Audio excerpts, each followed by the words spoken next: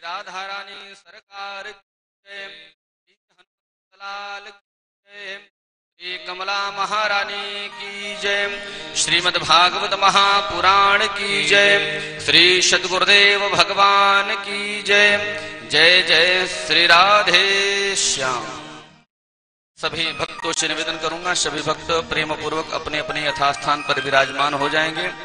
और जैसा कि हम सभी भक्तों को विदित है, श्री श्रावण मास के परम पावन पर्व पर महारानी कमला के पावन तट पर एवं द्वारा गद्याचार्य श्री निम्बारकाचार्य मुकुंद देवाचार्य पीठ ट्रस्ट मिथिला कुंज वृंदावन के तत्वावधान में एवं प्रतीक वृंदावन के पावन परिसर पर श्री सद्गुरुदेव भगवान के कृपा पावन सानिध्य में विशाल भागवत चिंतन का दिव्य आयोजन आयोजित किया गया है, जिसमें हम सभी समवेत रूप से प्रवेश कर चुके हैं। तो आज की परम पावनी बेला में प्रवेश करें। सर्वप्रथम जो लोग फेसबुक, यूट्यूब एवं श्रद्धा टीवी के माध्यम से जुड़ रहे हैं, सभी को जय श्री राधे, जय श्री कृष्ण। आज की परम पावनी बेला में हम सभी गोता लगाएं। सर्वप्रथम व्यासमंच को सुशोभित कर रहे अत्यंत आदरणीय पदवाक्य प्रमाण पारावारेण वैष्णव कुलभूषण श्रीधाम वृंदावन के गौरव हम सभी के आदर्श अनंत श्री संपन्न द्वाराचार्य जगतगुरु निम्बारकाचार्य श्री मुकुंद देवाचार्य पीठाधीश्वर श्री राधे श्याम शरण देवाचार्य जी महाराज के पावन चरण कमलों में कोटशः नमन वंदन प्रणाम निवेदित करते हुए आज की परम पावनी धारा में प्रवेश करेंगे। जैसा कि हम सभी भक्तों को विदित है, श्री सद्गुरुदेव भगवान के पावन सानिध्य में विगत कई दिनों से हम लोग भागवत चिंतन का दिव्य आनंद प्राप्त कर रहे हैं। और उस भागवत चिंतन का एक ही उद्देश्य है, हम लोग कथा के साथ में भगवत चरणारविंद के साथ में सेवा के साथ में भी जुड़े, सेवा धर्म के साथ में जुड़े। सेवा ही परमो धर्म, इस सूत्र को हम लोग जीवन में अपना करके कथा की धारा में अवगाहन करेंगे। जो लोग टीवी के माध्यम से जुड़ रहे हैं, आप लोगों को विदित है, श्री सद्गुरुदेव भगवान का संकल्प है, श्री सद्गुरुदेव भगवान का एक ऐसा मानस हुआ है कि श्रीधाम वृंदावन में एक ऐसा भव्य एवं दिव्य श्रीमद् भागवत जी का मंदिर निर्माण हो, जिसमें श्रीमद् भागवत जी के संपूर्ण 18,000 श्लोक शिलालेख किए जाएं, ताकि जो देश विदेश से लोग आने वाले जब श्रीधाम वृंदावन एवं मिथिला कुंज में जब आए, तो उस भागवत मंदिर में दर्शन करके अपने आप को गौरवान्वित एवं धन्य महसूस करें। तो मैं निवेदन करूंगा, यदि आप लोग भी चाहते हैं उस मंदिर के द्वारा संपूर्ण जनमानस पवित्र हो, उनकी आत्मा धन्य हो, तो मैं निवेदन करूंगा आप लोग जरूर इस परम पावन पुनीत सेवा से जुड़ें और अपने जीवन को सार्थक बनाएं। और मैं नित्य प्रति आप लोगों से निवेदन करता हूं, श्रीधाम वृंदावन में जो मिथिला कुंज आश्रम है, उस आश्रम में विगत 30 वर्षों से श्री सद्गुरुदेव भगवान के पावन सानिध्य में दिव्य अखंड युगल नाम महामंत्र संकीर्तन का आयोजन हो रहा है। जिस अखंड युगल नाम महामंत्र संकीर्तन के प्रभाव से जहां तक उसकी ध्वनि जाती है, संपूर्ण जनमानस पवित्र हो जाता है। तो मैं चाहता हूं, यदि आप लोग भी उस संकीर्तन से जुड़ना चाहते हैं, यदि आप लोग भी अपने परिवार के कल्याण के निमित्त एक दिन का संकीर्तन करवाना चाहते हैं, तो जरूर आप लोग हमारे सेवा संस्थान के नंबर आपके टीवी पर टेलीकास्ट हो रहे हैं, उन नंबरों पर संपर्क करके एक दिन के संकल्पित यजमान बन करके अपने परिवार के कल्याण के निमित्त एक दिन, एक महीना, एक वर्ष अथवा आजीवन पर्यंत आप लोग अपने नाम से अखंड युगल नाम महामंत्र संकीर्तन करवा सकते हैं। और एक बहुत ही सुंदर सेवा माँ वैष्णो देवी अन्न क्षेत्र के द्वारा जो ब्राह्मण हैं, जो संत हैं, जो विद्वान हैं, जो साधु हैं, उनकी सेवा निरंतर श्रीधाम मिथिला कुंज, श्रीधाम वृंदावन में एवं प्रतीक वृंदावन में सतत साधु ब्राह्मणों की सेवा हो रही है माँ वैष्णो देवी अन्न क्षेत्र के द्वारा। तो मैं निवेदन करूंगा आप भी इस क्षेत्र की सेवा से जुड़े और साधु ब्राह्मणों को भोजन करा करके श्रावण के मास में पुण्य लाभ प्राप्त करें। और श्री सद्गुरुदेव भगवान के सानिध्य में एक बहुत सुंदर सेवा संचालित होने वाली है आप लोगों के सहयोग से। वह सेवा है अस्पताल की सेवा। जिस अस्पताल के द्वारा गरीबों की, जो निर्धन हैं, जो असहाय हैं, जो अपना इलाज करवाने में असमर्थ हैं पैसों के कारण, उन गरीब दीन दुखियों का इलाज इस अस्पताल के द्वारा निःशुल्क किया जाएगा। तो निवेदन करूंगा आप लोग इस परम पावन पुनीत सेवा की धारा से भी जुड़ करके पुण्य लाभ प्राप्त करेंगे।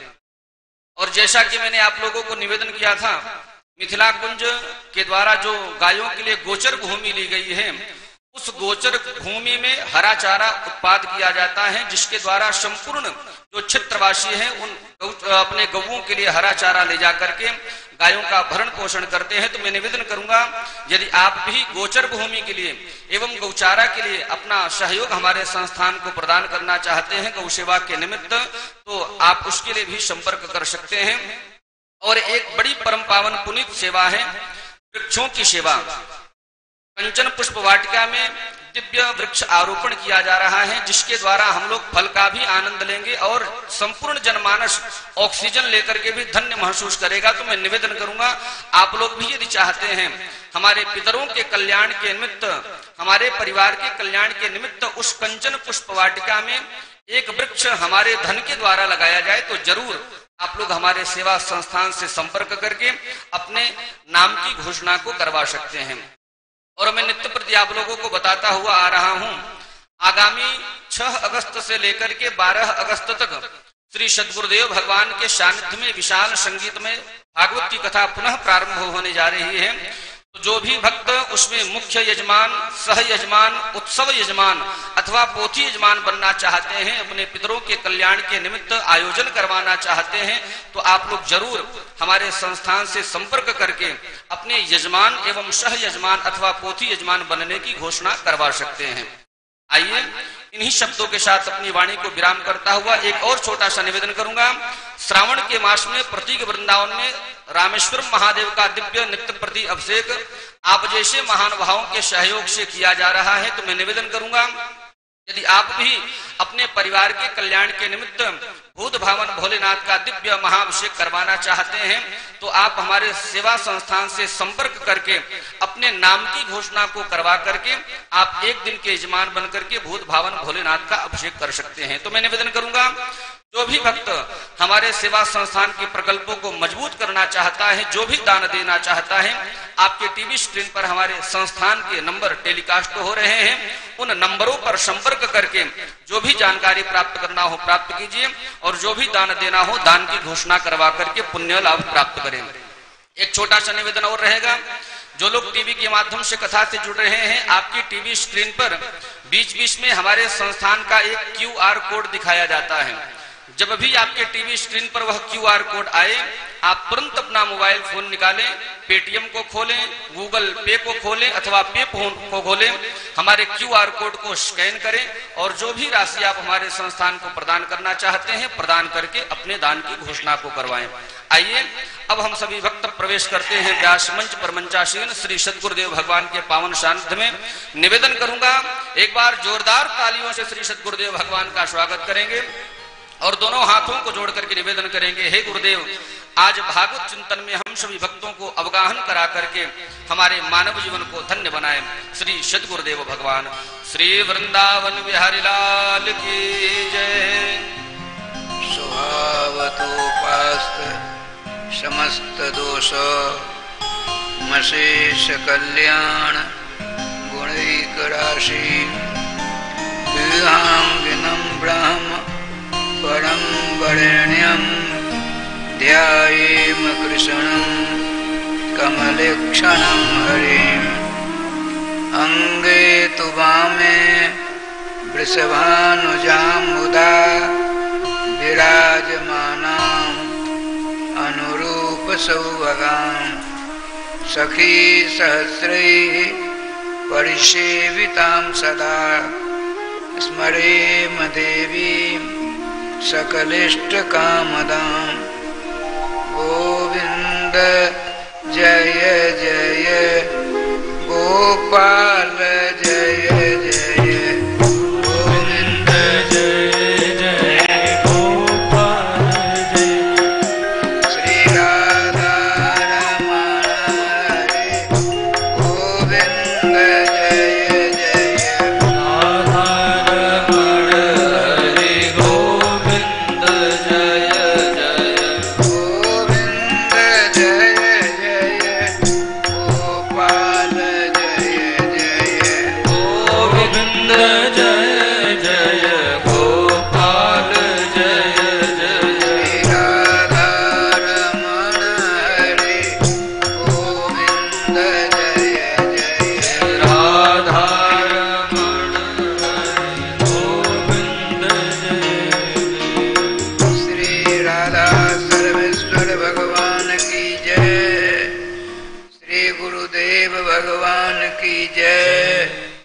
सकल संत समाज की जय। श्री नाम संकीर्तन की जय। श्रीमद् भागवत महापुराण की जय। श्री हनुमान जी महाराज की जय। जय जय श्री राधे श्याम नाम महाराज की जय। जय जय श्री राधे श्याम नाम महाराज।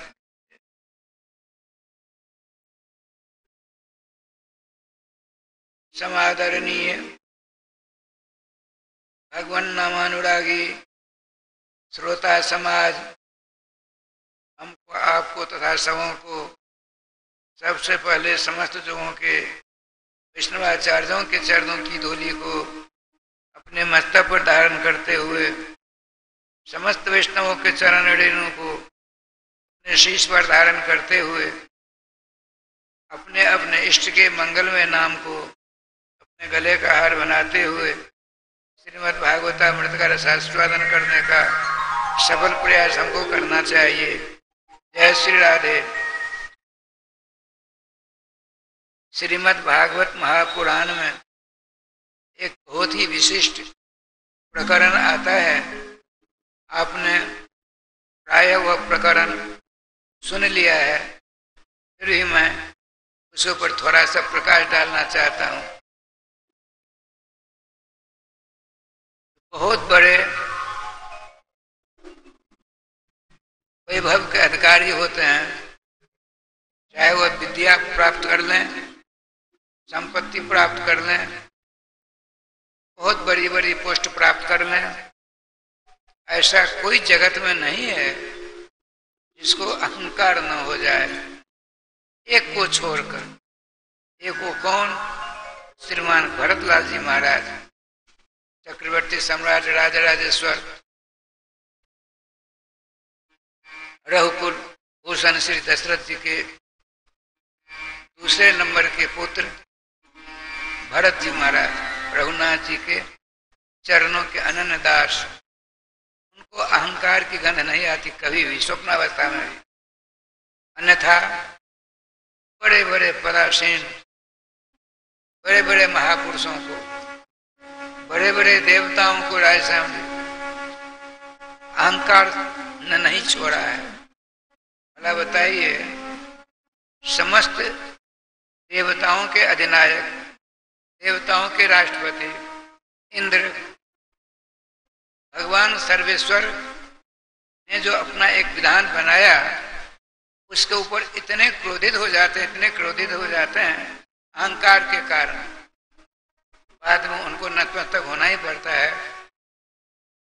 देखिए, नाम है गोवर्धन।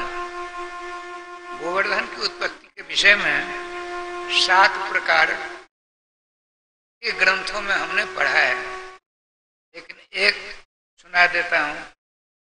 एक बार श्री राजराजेश्वरी विश्वानुराज दुरारी ने गोलोक धाम में त्रिभंग ललित मुरली मनोहर अपने प्राण वल्लभ से ऐसी याचना की, भगवान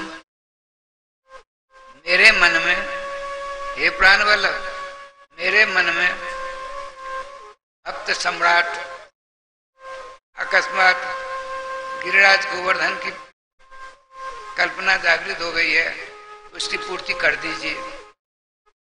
बताते हैं, राधा प्रार्थनया कृष्ण कृष्ण हृदयात् समुत्थितम जलम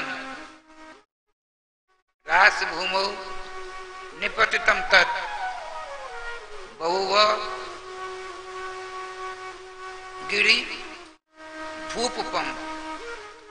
बताते हैं, राजेश्वरी रानी ने जो है ऐसा कहा, भगवान सर्वेश्वर श्याम सुंदर के हृदय से करुणा की बाढ़ आ गई, जल निकला।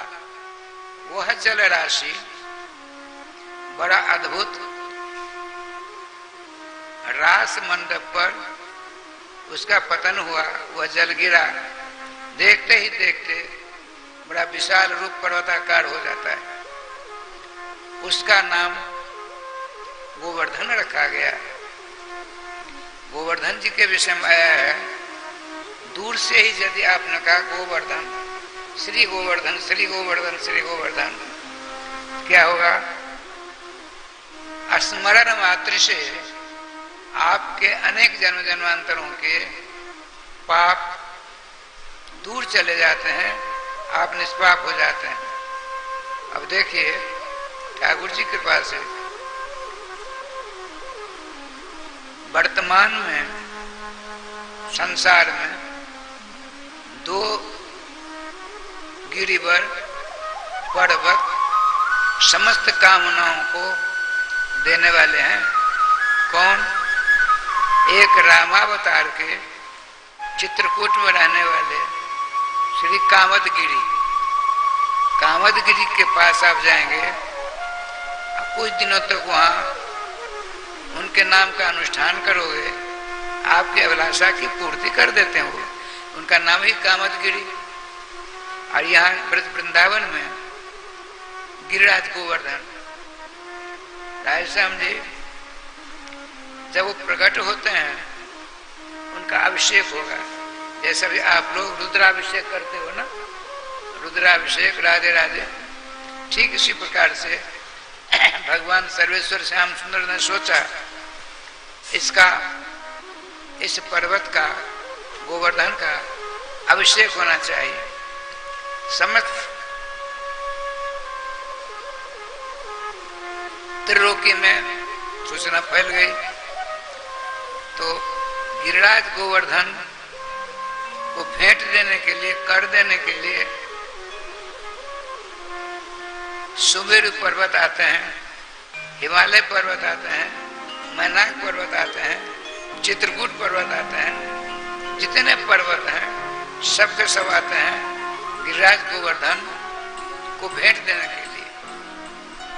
इनका स्वागत सत्कार बड़ा जोरदार होता है। सबके सब गिरिराज गोवर्धन की पूजा करके समस्त पर्वतराज अपने अपने घर को जाते हैं। वहां भी गिरिराज गोवर्धन के नाम की माला फेरते हैं। क्यों? ऐसा क्यों?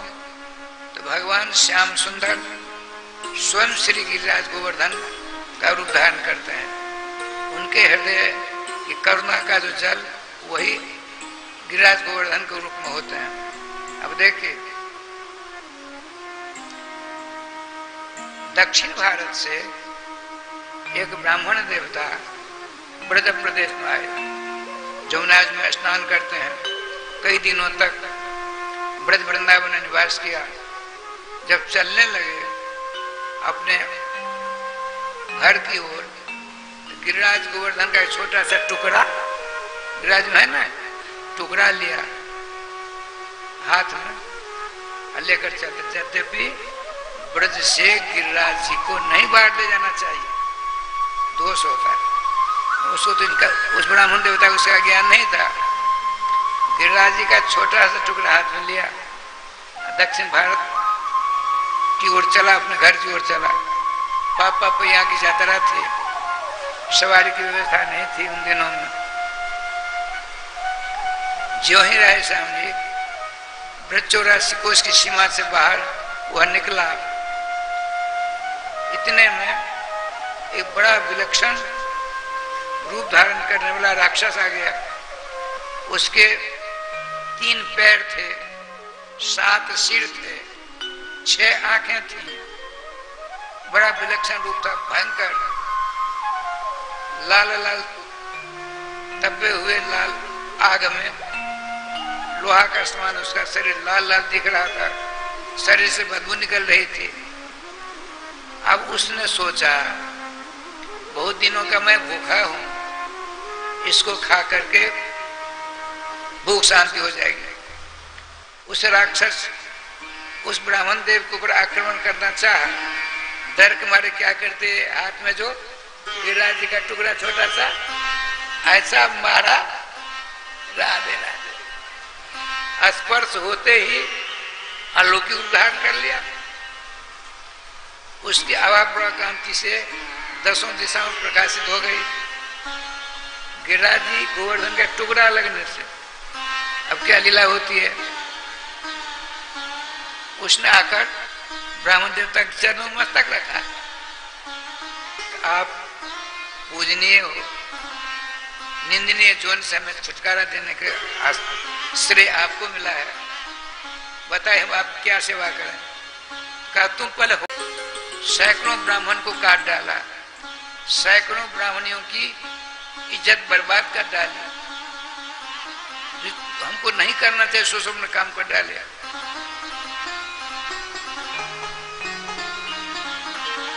जब मेरा शरीर छूटने लगा, यमराज के दूत आते हैं, वहां बही खाता देखा गया और छोड़ ही नहीं था।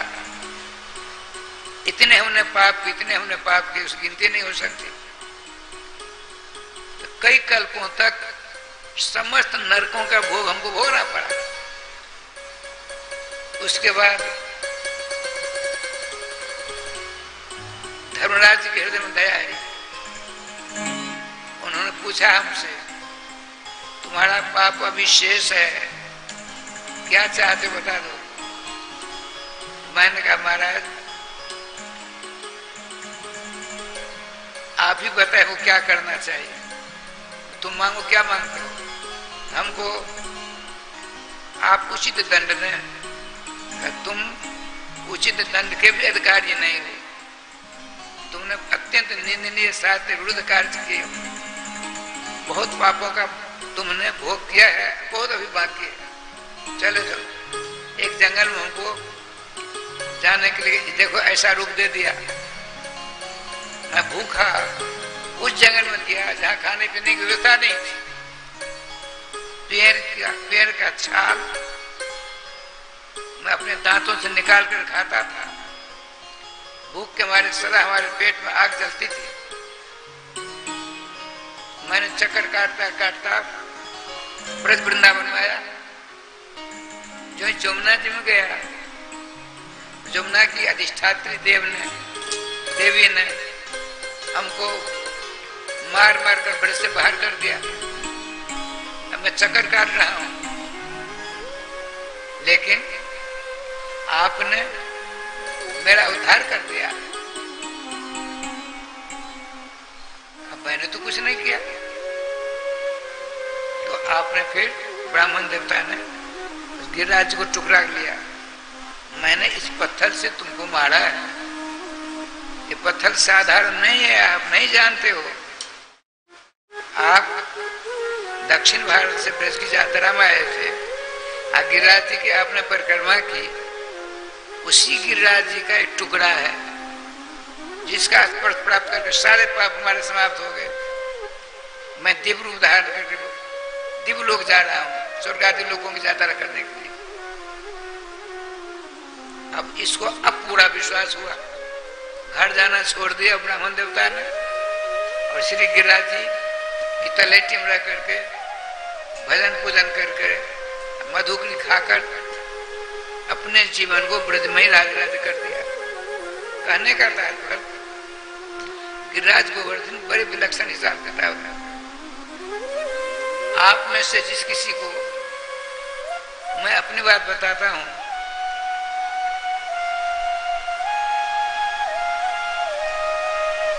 गिरिराज जी की तलेटी में आज भी विलक्षण भजन करने वाले अद्भुत संतों के दर्शन होते हैं, लेकिन सबको नहीं होते हैं। मैं अपनी बात बताता हूँ।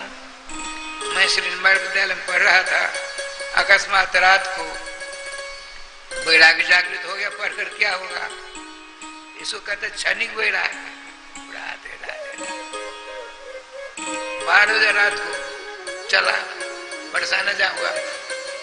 अब देखिए वृंदावन से 12 कोस बरसाना, मैं 52 ईस्वी में गया था और आज अकस्मात चला रात को। कोई अद्भुत शक्ति ने हमको सवेरा होता होता बरसाना पहुंचा दिया। 52 ईस्वी में 51 मात्र 4-6 घंटों के लिए गए थे। 54 जने हम थे, दक्षिण भारत यात्रा से लौटे, बिल्कुल कुछ नहीं ज्ञान था। आज जो मैं पहुंचा हूं 12 बजे रात को चला, किसी को कुछ पता नहीं। मेरी माता श्यामा दासी भी थी, श्याम गोविंद जी भी थे, पढ़ रहे थे उसी विद्यालय में। मैंने किसी से कुछ नहीं कहा, चला बैरागे जो चल जागृत हो गया।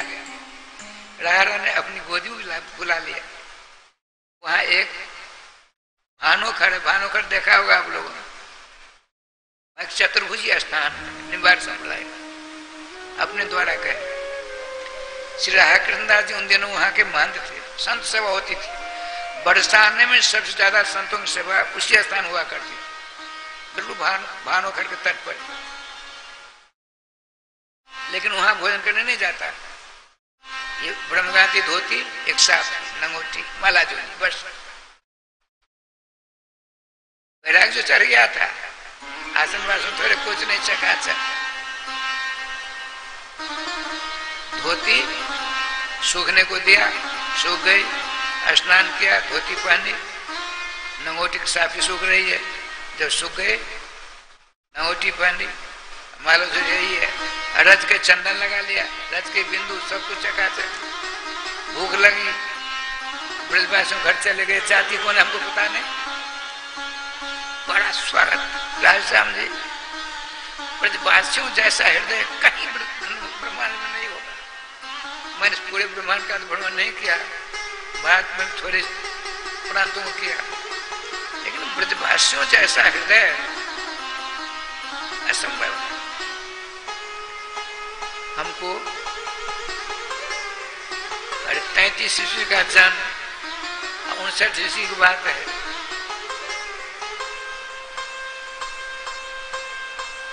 बहुत सी माताओं को दया गई, बाबा क्यों माता जी मर गई, पिताजी मर गए, बहुत कुछ। हमने सारी बात कह दी कि देखो हमारे घर में रहो, लाला ने दर्शन करो, यहीं रहो, मत कहीं जाओ, यहीं बरसा में भजन करो। बैठकर खिला दिया, भोजन किया, वहां से चले। दिन भर किसी पेड़ के नीचे राधे राधे करते, 7 दिन होता रहे। बरसाने शाम को श्री जी के दरबार में जाते, वहां 10-10, 12-12, 9-9 वर्ष की 15-20 कुमारियां गोस्वामियों की अविवाहिता, 5-7 इधर 5-7 इधर अंताक्षरी होती। कभी राधा रानी के नेत्रों का वर्णन करती वे लोग, कभी बालों का वर्णन, कभी होठों का वर्णन, कभी नासा का वर्णन, कभी करारविंद का वर्णन, कभी चरणारविंद का वर्णन। 7 दिन हमड़े। इतना अब नहीं, वो सब बातें ध्यान रखेंगे। अब तो बहुत कुछ बदल गया, बिल्कुल अनोखी सारी बात लगती थी। 7वें दिन बीत गया, 8वें दिन रात में, 7वें दिन की रात में विचार हुआ चोनी गिरिराज की परिक्रमा की जाए। तो चला पापैया गिरिराज पहुंच गया। लोग साधु संतों का कथन, वहां चकलेश्वर महादेव जी, ब्रज में मशहूर 4-5 महादेव बाबा है। सर्वप्रथम वृंदावन में गोपेश्वर, गोपीश्वर नहीं है, गोपेश्वर महादेव, गोपों के स्वर है, गोपियों के नहीं। गोपीश्वर तो भगवान सर्वेश्वर श्याम सुंदर। मथुरा में भूतेश्वर। राय श्याम जी बड़े बड़े संतों के मुख से मैंने सुना है, अब पढ़ा भी है। क्या ब्रज वृंदावन में, ब्रज धाम में जो कोई रहता है और उससे पाप भी होते हैं। अरे गोस्वामी जी ने क्या कहा है, पाप पयो निधि जन मन मीना। कल युग में पाप रूपी समुद्र है कल युग। हमारा आपका जो मन है मछली के समान उसमें रह रही है, मछली के समान रह रहा है मन। मछली को पानी चाहिए, कलयुग में पाप रूपी पानी है, अर्थात पाप किए बिना नहीं रह सकते हो।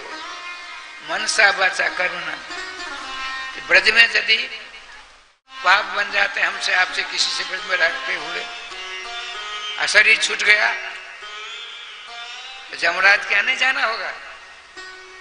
भगवान सर्वेश्वर श्याम सुंदर ने भगवान शंकर जी से कह रखा है, इसीलिए भूतेश्वर बाबा है। देखो भोलेनाथ श्याम सुंदर कहते हैं, हे भोलेनाथ, हमारे व्रत में यदि किसी ने पाप किया, प्रायश्चित नहीं किया, मर गया, तो उससे कर्मों का फल तो भोगना पड़ेगा। लेकिन सो नहीं, आप नादिया पर बैठकर और उसकी पूंछ में पापात्मा को बांधकर व्रत में चक्कर कटा दो, व्रत रज उसके अंग प्रत्येक में लगेगी, सारे पाप स्वाहा हो जाएंगे, निष्पाप होकर के हमारे निकुंज मंदिर में आ जाएगा। कितनी बड़ी सुविधा है। हमने देखा ऐसा उन दिनों में ये बहुत बड़े महंत 1000 छोटे छोटे टुकड़े पत्थर के रखकर, बहुत बड़े स्थान के महंत दक्षिण भारत के थे, रामानुज संप्रदाय के। एक बार दंडवत करते हैं, एक पत्थर वहां रखते हैं, 1000 बार दंडवत एक जगह करनी पड़ेगी।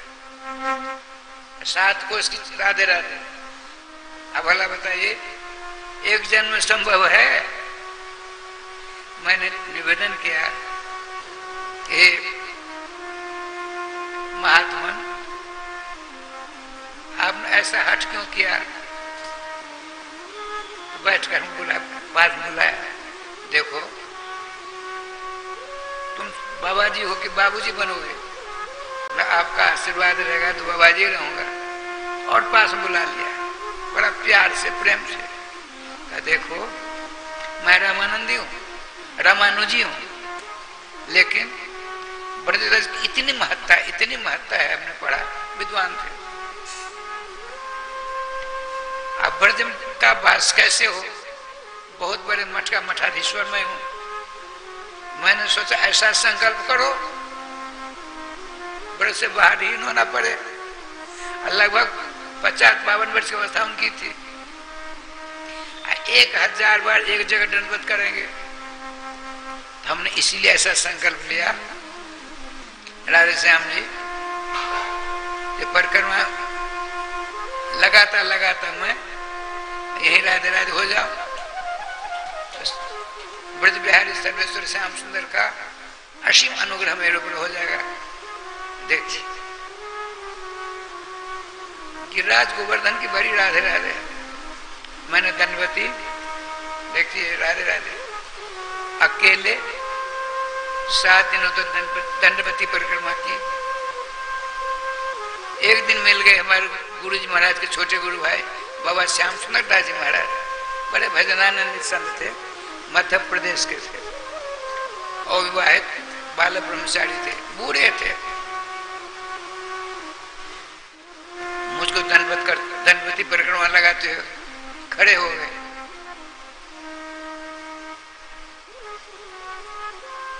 मैंने उनको देखा दंडवत की, चरणों को पकड़कर, बालक कहाँ के रहने वाले हो? उनका शरीर मेरा मिथिला का है, हिंदी तो बोलना आता नहीं था ढंग से, शरीर मिथिला का है।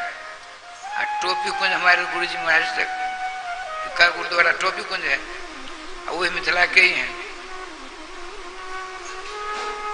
मैं श्रीनिवास विद्यालय में पढ़ता था, अकस्मात से ऐसा हो गया।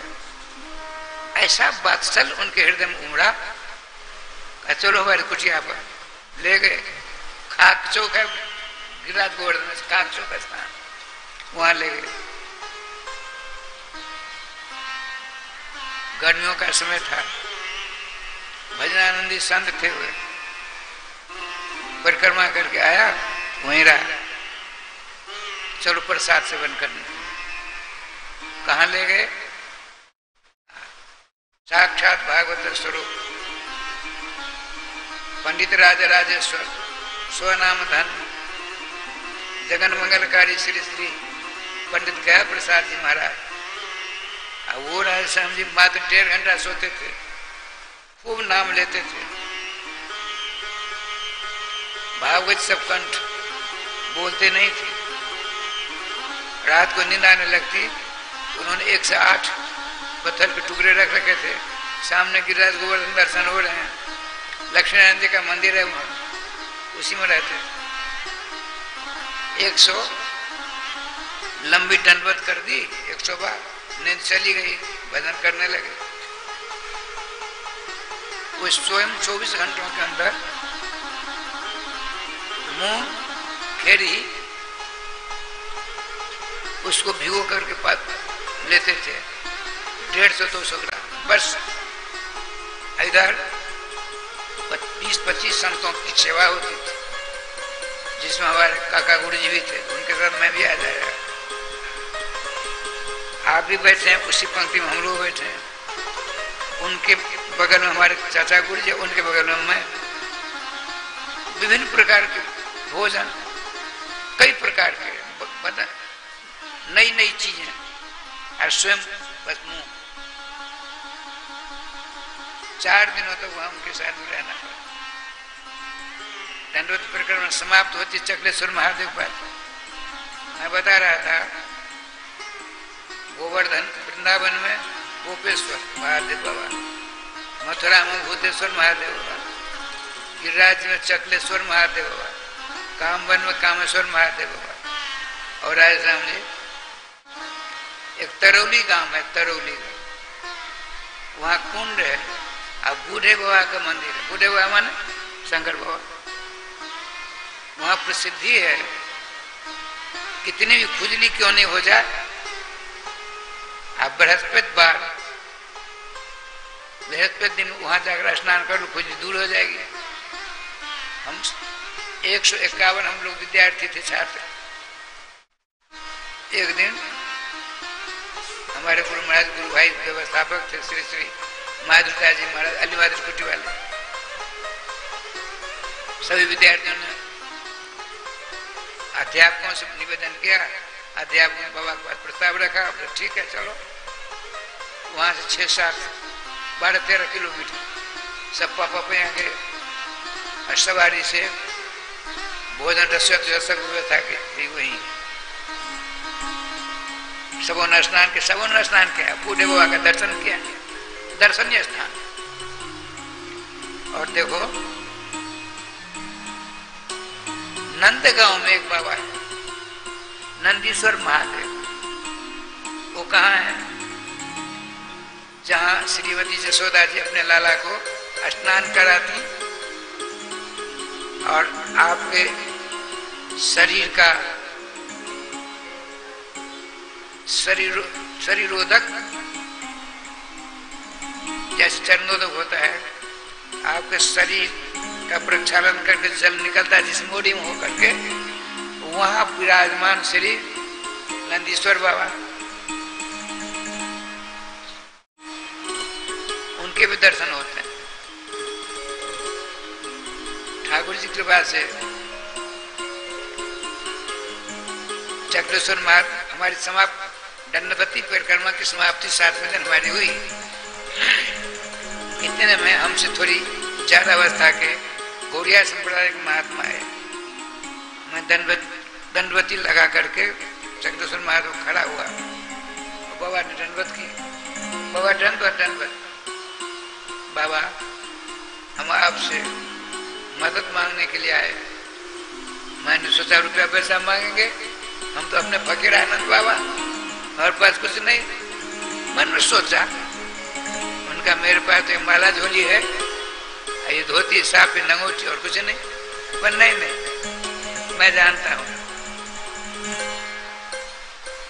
मैं दंडवती मैं खड़ी परिक्रमा रोज लगाता हूं। आपको हमने देखा 7 दिनों में दंडवती परिक्रमा की है। मेरी भी अभिलाषा है, मैं भी दंडवती परिक्रमा करता तो अच्छा होगा। तो आप मेरा साथ नहीं देंगे? मैंने सोचा है तो अधिकार शादी का फल हो गया। गिरिराज गोवर्धन की बड़ी विलक्षण कृपा हुई, 1 से 2 परिक्रमा हो जाएगी। तैयार हूं, कब से? तो अभी से चलो, चले। राधेश्याम जी दुआ किया, गिरिराज जी की तलहेटी आनोर से पहले से हमसे कहा, देखिए जल्दीबाजी, हमको बिल्कुल जल्दीबाजी नहीं है। तो आपने 7 दिन में परिक्रमा की, ज्यादा दिन लग जाए कोई बात, बिल्कुल नहीं, कोई बात नहीं। गिरिराज की तलहेटी से गए आन्योर के बाद पुछली का लौटा। राधा कृष्ण का मंदिर आप लोगों ने देखा होगा, वहां परिक्रमा के अंदर 3 सरोवर, 3 कुंड। कौन कौन से 3 कुंड है? एक राधेश्याम जी गोविंद कुंड, एक अप्सरा कुंड, एक सुरभि कुंड। तो महात्मा जी ने कहा, एक बहुत सिद्ध संत यहाँ रहते हैं, उनका नाम श्री श्री गौर गोविंद दास महाराज है, गौरेश्वर संप्रदाय के। उनके दर्शन नहीं हो पाते हैं, वो छिपे रहते हैं। उनको यदि कोई तो देख लेता है, उनके मन में कष्ट होता है, तो अपराध हो जाता है। सो उनकी नजर को बचा करके हमको उनके दर्शन करने हैं। उनके तो बड़ी खुशी की बात है। तो 3-4 दिन वहां रहे, उन्हीं के दर्शन के लिए रोज दर्शन करते थे। वो 8 लाख नाम रोज जपते थे। 8 लाख, यहाँ 1 लाख में नानी मरने लग जाती है, नहीं। गोपाल प्यारे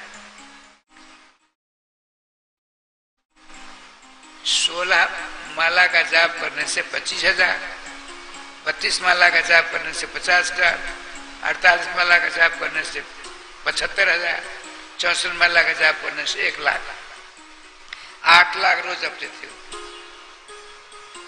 और सोते कितनी देर? हमने सब कुछ देख लिया, बड़ी मुश्किल से आधा पौन घंटा मात्र। पंडित गया प्रसाद जी से भी आगे गए थे, आगे बढ़ गए थे। सोएंगे तो नियम पूरा नहीं हो पाएगा। सूर्यास्त हुआ, थोड़ा अंधेरा हुआ, हमको नहीं देखते हैं, हम दोनों उनके दर्शन करते हैं। यदि उनकी दृष्टि हमारे ऊपर पड़ती तो अपराधी हम हो जाते। वो अलक्षित होकर भजन करते हैं। चले गए, कुछ लौटा है ना, गांव है छोटा सा, बहुत छोटा सा गांव है। गोपी अंदर चले गए, वो तो सकते नहीं कि नाम चल रहा है। इधर रोटी मांगने का झोला है, माला झोली हाथ में है, एक साफी पहनी हुई है, बस चाहे वो पाली, काला कलोटा शरीर है। मस्तक को नीचे करते हैं, ऊपर नहीं देखते हैं। गोपी जी ने देख रहा, हल्ला हो गया, सिद्ध बाबा आ गए, सिद्ध बाबा आ गए। एक रोटी नहीं लेते हो, रोटी नहीं, जिसको सुहारी कहते हैं मैथिली भाषा में, फूल का छोटा सा, उसका 4 टुकड़ा किया गोपी जी ने। 1 टुकड़ा बाबा को दिया, थोड़ा गुड़ दे दिया, थोड़ी सब्जी दे दी। 3-4 घरों में मांगा, और फिर वहां से चले आए। कहाँ? गोविंद कुंड पर। हम लोग पीछे पीछे दोनों, नीचे सीढ़ी उधर आके जहाँ पानी, वहां बैठ गए और धीरे धीरे प्रसाद सेवन करते हैं। और पानी क्या पिएंगे? उसी कुंड का पानी पीते हैं। ये देखिए राधेश्याम जी, कुछ प्राप्त करने के लिए त्यागना पड़ता है। आप कथा कर सुनने के लिए यहाँ आए हो, घर द्वार सब कुछ छोड़कर आए हो ना। आप चाहोगे घर में भी रहूं, कथा भी सुनूं, दो रूप तो बना नहीं सकते आप, त्यागना पड़ता है। ये तो स्त्री पुत्र कुटुंब परिवार सगे संबंधी ही नहीं, श्लोक से परलोक तक सारी सुख देने वाले पदार्थों को तिलांजलि दे करके एक नामामृत का रसास्वादन करने वाले ब्रजवासी बन गए बाबा श्री गौर गोविंदास जी महाराज। प्रसाद सेवन किया, ऊपर चलाए, बैठकर नाम जाप करते हैं। थोड़ा बहुत कुछ खाया ना, नींद आ गई, खड़े हो गए, चक्कर काटते हैं। फिर भी नींद परेशान करने लगी। हम लोग अलग है, देख रहे हैं तमाशा।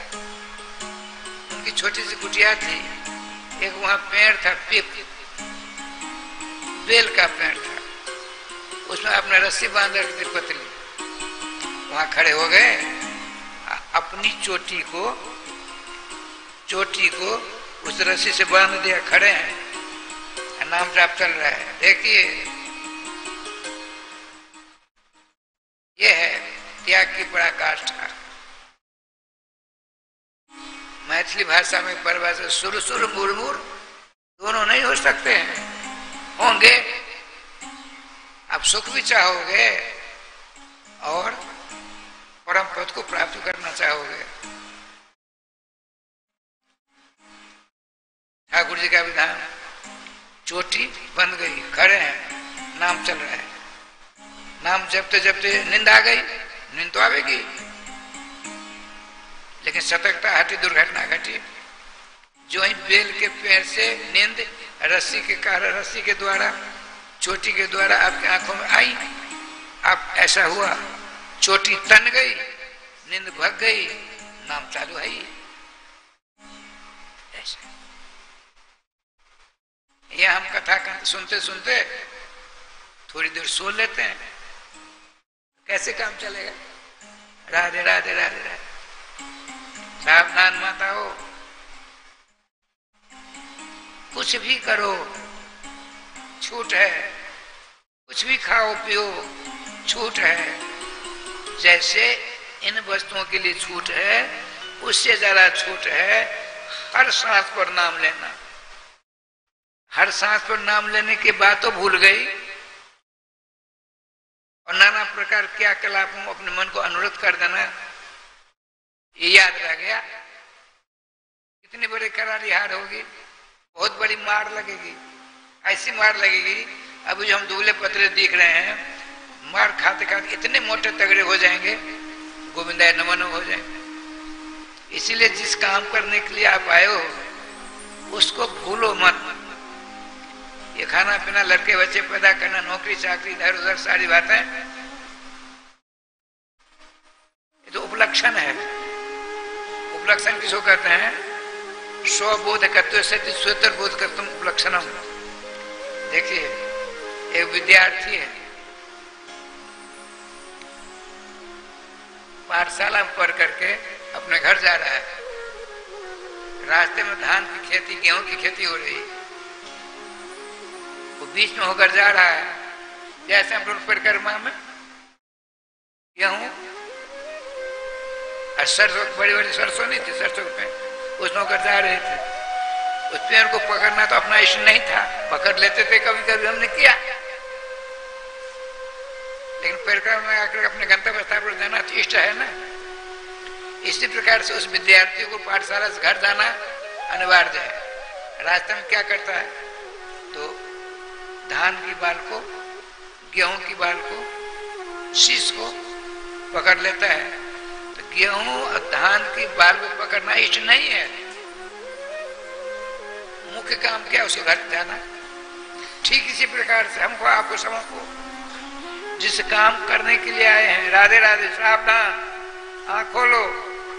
गोविंद जय जय गोपाल जय जय गोविंद गोपाल जय श्री राधा रमण हरे गोविंद जय जय श्री राधा रमण गोविंद जय जय श्री वृंदावन बिहारी लाल की जय।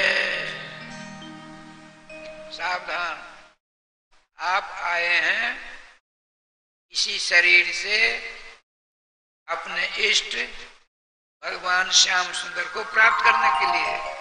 हो जाता है, लेकिन हम आए थे हरि भजन को, औटन लगे कपास। कपास माने घर के बच्चे, कुटुंब, परिवार, सगे संबंधी, संसार की हर बातों का पालन करना ही आपने अपना इष्ट समझ लिया। ये ठीक नहीं है। चेतिए, सावधान हो जाइए, नहीं बर्बाद होकर के रहना होगा। अच्छा, आइए ठाकुर जी कृपा से राधे श्याम जी, श्रीमान सुखदेव जी ने प्रारंभ में ही परीक्षित जी से कहा था, मैं प्रतिज्ञा करता हूं 7वें दिन तुमको अलौकिक रूप प्रदान करके जुगल सरकार सेवा पहुंचा दूंगा। आज 7वां दिन है। महान जी बहुत वचन करेंगे जो करेंगे। श्रीमान सुखदेव जी ने कहा, राजन क्या सुनना चाहते हो? ब्राह्मण के शाप का डर है? तो नहीं। सिद्धोष में अनुग्रहतोष में भवता करुणात्मना, हे करुणा वर्णालय, आपने मेरे ऊपर ऐसी करुणा की वार की, मेरा डर सदा के लिए समाप्त हो गया और मैं सिद्ध हो गया। भय नाम की कोई वस्तु नहीं रही। अच्छा, मैं जाऊं तो नहीं, आप थोड़ी पूजा कर। परीक्षित जी उनकी पूजा करते हैं। पूजा करके दोनों आमने सामने बैठे हैं। श्रीमान सुखदेव जी आकाश की ओर दृष्टि की, ऊपर से एक प्रकाश आता है प्रधान श्रोता परीक्षित जी के ऊपर। प्रकाश फैल जाता है। बैठे समस्त ऋषि मुनि महात्मा सबके सब दर्शन कर रहे हैं। हजारों के तादाद में थे। उस प्रकाश ने ऊपर से आया था, परीक्षित जी की आत्मा को लेकर फिर ऊपर गया प्रकाश। वहां नित्य मोहन महल में 4 सरोवर हैं इर्द गिर्द में। एक सरोवर में उस प्रकाश ने भागवत कथा श्रावी परीक्षित जी की अंतरात्मा को स्नान कराया। दोनों ने स्नान किया। अलौकिक साक्षी का रूप हो गया। परीक्षित जी ने, सुखदेव जी ने प्रतिज्ञा की हुई, इसको सुना रहा है। प्रकाश, जिस सखी ने प्रकाश रूप धारण करके आया था, जिस सखी, वो भी सखी बन गई। और नई सखी को श्रीमती राजराज से श्री ब्रजमान राज दुलारी अष्ट प्रधान सखियों में प्रधान श्री रंग देवी जी के कुंज में ले जाती, उनका श्रृंगार कराकर श्रृंगार करके उस प्रकाश में रंग देवी जी का अनुगत स्वीकार करा दिया। श्रीमती रंग देवी जी ने हाथ में चमड़ दिया और उनको ले जाती। कहाँ ले गई? एक बड़ा विलक्षण मंच है। उस मंच पर अलौकिक अदृष्ट अपूर्व सिंहासन है। उस सिंहासन के बीच में ज्वल किशोर श्री श्यामा श्याम विराजमान है। उनके पीछे भागवत कथा श्रावी परीक्षित जो सखी बनकर गई है, उनके हाथ में चमड़ दे दिया। ऐसा ऐसा करती रहो, इस चमड़ सेवा करो। प्रतिज्ञा की थी, पूरी हो गई ना? हुई कि नहीं? प्रथम दिन श्रीमान सुखदेव जी ने कहा, तुम चिंता मत करो, भागवत कथा श्रवण कराता कराता मैं तुझको 7वें दिन सायं बेला में सखी का रूप प्रदान कर जोर सरकार की सेवा पहुंचा दूंगा। लेकिन तुमको काम करना होगा। क्या काम? अपने दोनों कानों को दोना बनाकर भागवत अमृत का पान करना और जीवा से नाम लेना। राधे श्याम। गुरु मेहरबान तो चेला पहलवान। जैसे गुरु जी ने आदेश दिया, चेला जी ने करके दिखाया। परिणाम क्या हुआ? गुरु जी की प्रतिज्ञा, गुरु जी का प्राण पूरा हो गया। बड़े आनंद की बात है। चमट झुला रहे हैं। जैसे अपना मोहनवर यहाँ प्रति वृंदावन के मंदिर में जुगल किशोर हैं, अब पीछे से परीक्षित सखी बन के सेवा कर रहे हैं, यह समझ लीजिए आप। ठाकुर जी के पास क्या लीला हुई। सखियों का समुदाय है, अनंत सखियां हैं, लेकिन अष्ट प्रधान सखियां, चार इधर चार उधर, अपने अपने बात विशेष को लेकर के यह पदगान करती हैं। सबसे पहले तान पूरा लेकर के गुनगुनाती हुई श्री रंगदेव जी राग अलापती है। हमको राग रागनी का ज्ञान तो है नहीं, तो राग रागनी ज्ञान है। यहाँ गंधर्व लोग बैठे हैं, जिनको यह अनन्य उपास, जिनको यह अनन्य उपास, तेहि समान असको बड़भागी गण सब में सिरतास। माने केवल केवल जुगल सरकार ही एकमात्र जिनके आराध्य हैं, उपास्य हैं, उनके समान, उस सेवक के समान ब्रह्मांड में दूसरा नहीं हो सकता। इधर इस प्रकार से संगीत में राय सामने तान छिड़ गई है, इधर सखी बनकर के परीक्षित जी हैं। आपने सोचा श्री कृष्णचंद्र के दर्शन तो हमने माँ के गर्भ में भी किए, अब माँ के गर्भ के बाहर जब आया मैं तभी श्री कृष्ण द्वारकाधीश के दर्शन किए, लेकिन रास से श्री विश्वान राज दुलारी के दर्शन हमने नहीं किए। चमर देखिए, चमर हाथ में है, ऐसा ऐसा होना चाहिए। सेवा बंद हो गई। परीक्षित जी सिंहासन है, ऐसे करके राधा रानी के मुखारविंद के दर्शन करना चाहती हैं। सेवा बंद दो काम एक बार नहीं हो सकते। वो स्वामी जी स्पष्ट करते हैं, दो न हो एक संग भुआलू, हाँ सब ठठाई फुलावे गालू। यह चौपाई है। मैंने सोचा जरा करके देखूं, सबके सामने करूंगा लोग हंसेंगे, तो घर में जाकर किया। हमने सोचा हंसी हुई, हंसी भी निकले और गाल भी फूले, सब ठठाई फुलावे गालू। अब ठहाका मार करके हंसोगे और गाल भी फुलाओगे, दोनों काम हो सकते नहीं हो सकते। अब देखिए, चमर सेवा है प्रधान, सेवा धर्म परम गहना जोगी नाम बेगम्या। बड़े बड़े जोगियों से सेवा धर्म नहीं निभ पाती, नहीं निभ पाता है। परीक्षित जी को नित्य निकुंज में प्रवेश मिल गया, चमर सेवा मिल गई।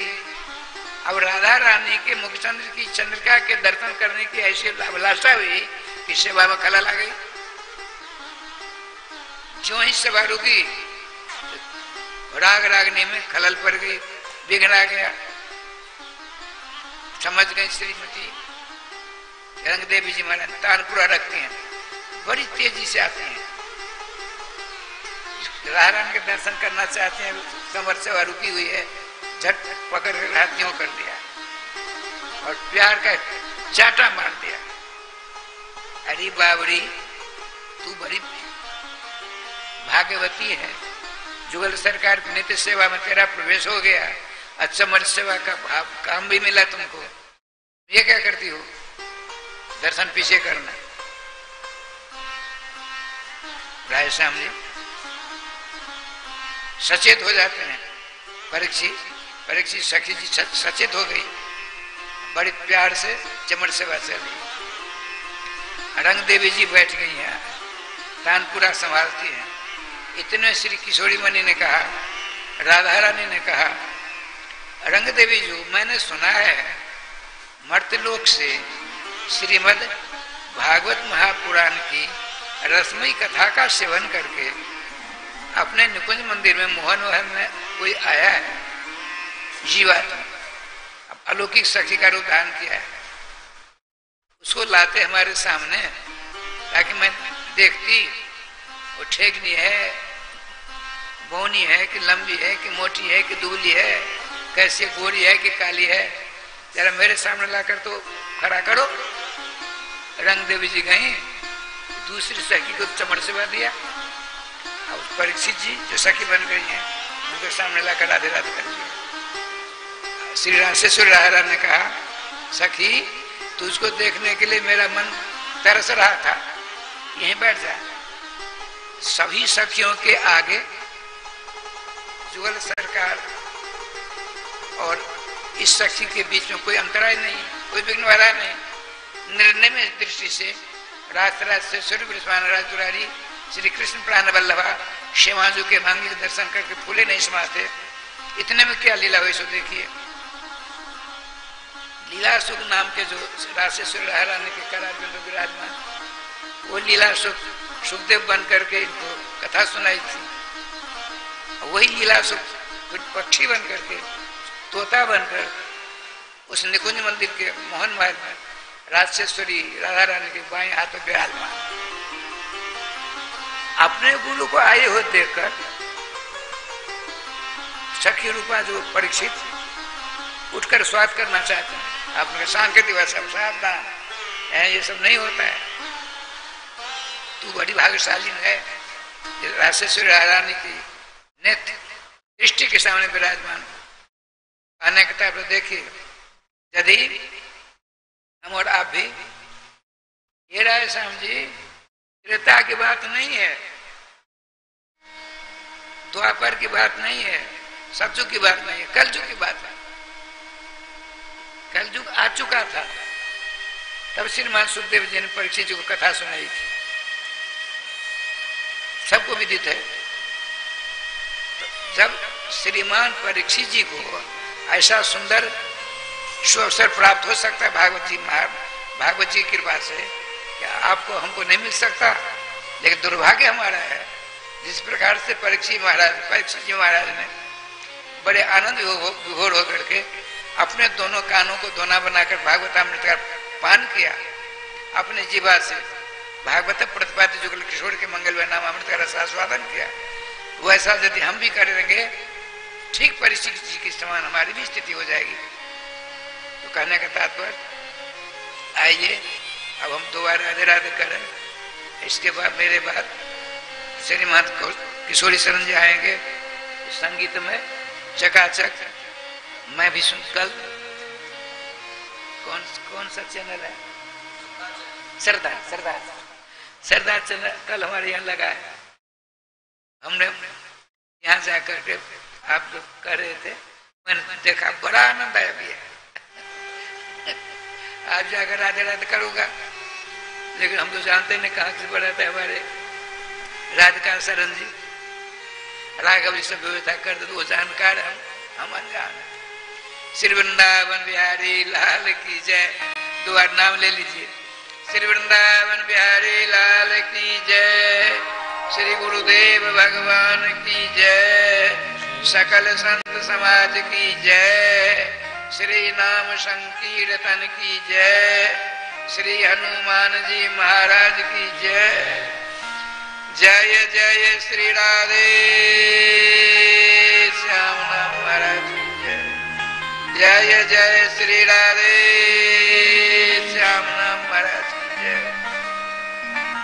गोविंद जय जय गोपाल जय जय गोविंद जय जय गोपाल जय जय। श्री राधा रमण हरे गोविंद जय जय। श्री राधा रमण हरे गोविंद जय जय गोविंद जय जय गोपाल जय गोविंद जय गोपाल जय।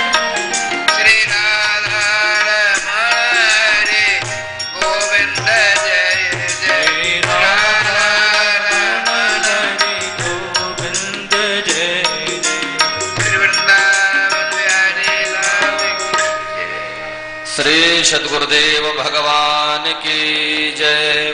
दिव्य कथामृत हम लोग श्री सद्गुरुदेव भगवान के मुखारविंद से श्रवण कर रहे थे। निवेदन करूंगा एक बार जोरदार तालियों से श्री सद्गुरुदेव भगवान का स्वागत करेंगे। और अब आइए आगे की कथा की धारा में हम लोग जुड़ेंगे। इससे पूर्व जो लोग फेसबुक, यूट्यूब एवं श्रद्धा टीवी के माध्यम से जुड़ रहे हैं, एक बार दोनों हाथ उठा करके प्यार से बोलेंगे राधे राधे। आइए आगे की दिव्य कथामृत में हम लोग प्रवेश करें। श्री सद्गुरुदेव भगवान के परम यशस्वी परम कृपा पात्र शिष्य विप्र कुलभूषण परम पूज्य महामंडलेश्वर श्री किशोरी शरण जी महाराज के मुखारविंद से दिव्य भागवत चिंतन में हम सभी भक्त अवगाहन करें, गोता लगाएं। इससे पूर्व एक बार हम हमारे सेवा संस्थान के प्रकल्पों को लेकर के आप लोगों के बीच उपस्थित हुआ हूं।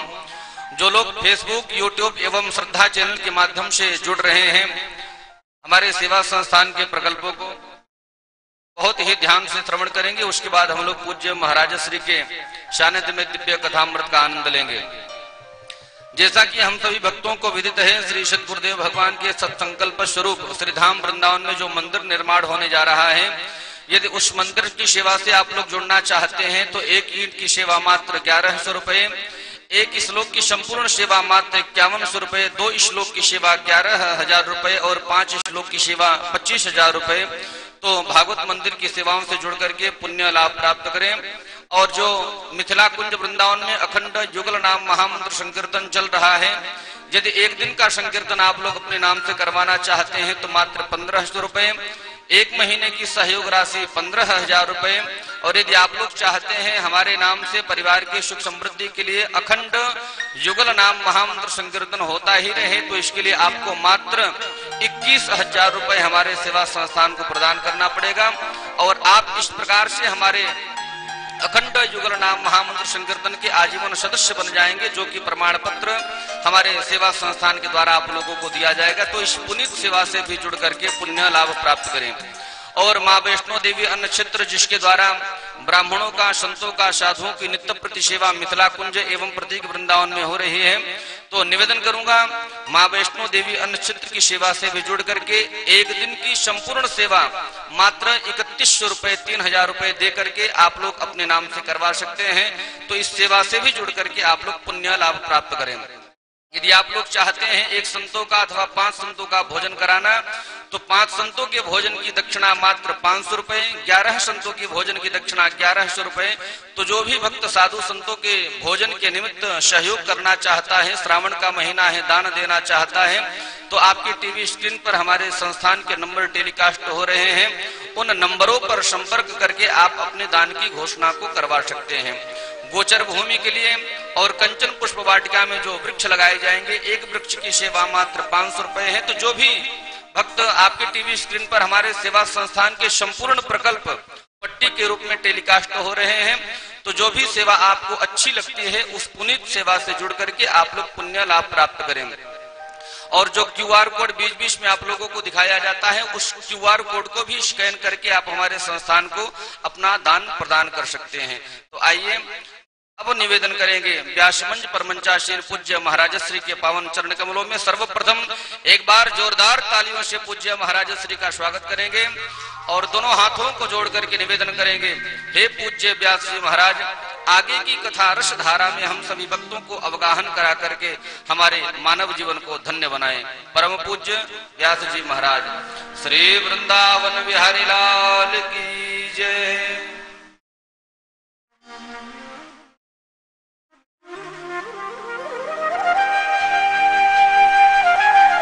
राधां कृष्ण स्वरूपाम्बे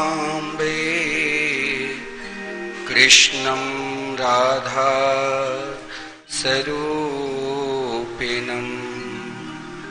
कैलात्मानं निकुञ्जस्थं गुरुरूपं सदा भजे। वाञ्छा कल्पतरुभ्यश्च कृपा सिन्धुभ्यैव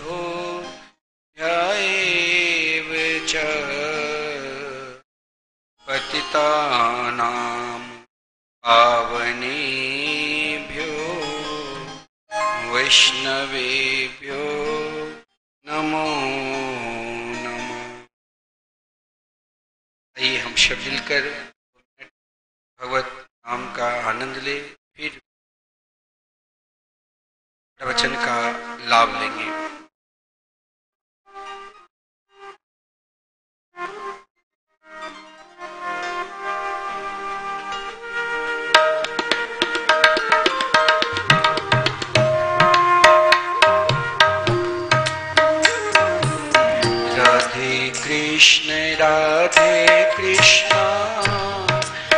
कृष्ण कृष्ण राधे राधे, राधे श्याम राधे श्याम, श्याम श्याम राधे राधे, राधे कृष्ण राधे कृष्ण, कृष्ण कृष्ण राधे राधे, राधे श्याम राधे श्याम, श्याम श्याम राधे राधे, राधे कृष्ण कृष्ण कृष्ण राधे राधे, राधे श्याम राधे श्याम, श्याम श्याम राधे राधे, राधे कृष्ण राधे कृष्ण, कृष्ण कृष्ण राधे राधे, राधे श्याम राधे श्याम, श्याम श्याम राधे राधे।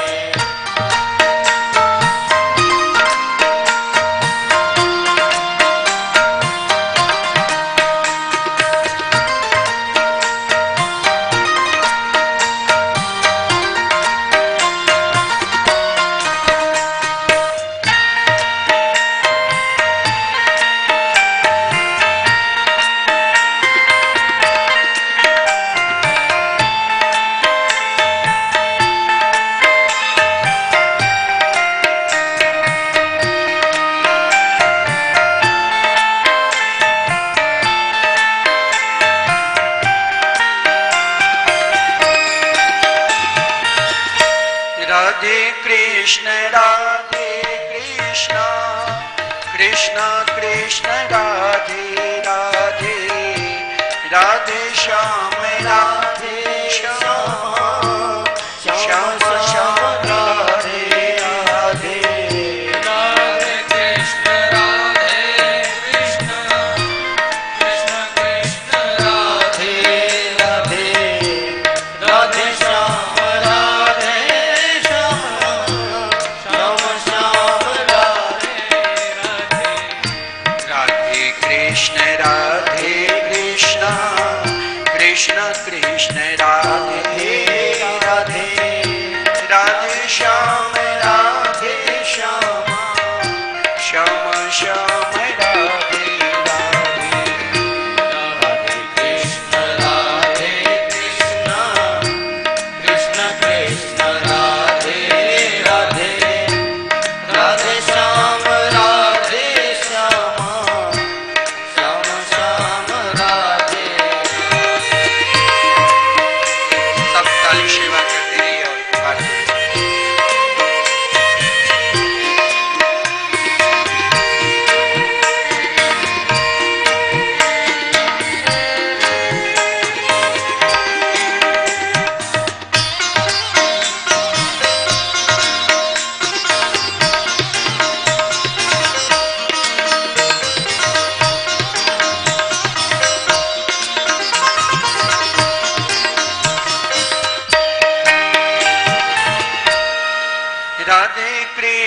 राधे कृष्ण कृष्ण कृष्ण राधे राधे, राधे श्याम राधे श्याम, श्याम श्याम राधे राधे, राधे कृष्ण कृष्ण, कृष्ण कृष्ण राधे राधे, राधे श्याम राधे श्याम, श्याम श्याम राधे राधे, राधे कृष्ण कृष्ण, कृष्ण कृष्ण राधे राधे, राधे श्याम राधे श्याम, श्याम श्याम राधे राधे, कृष्ण कृष्ण, कृष्ण कृष्ण राधे राधे, राधे श्याम राधे श्याम,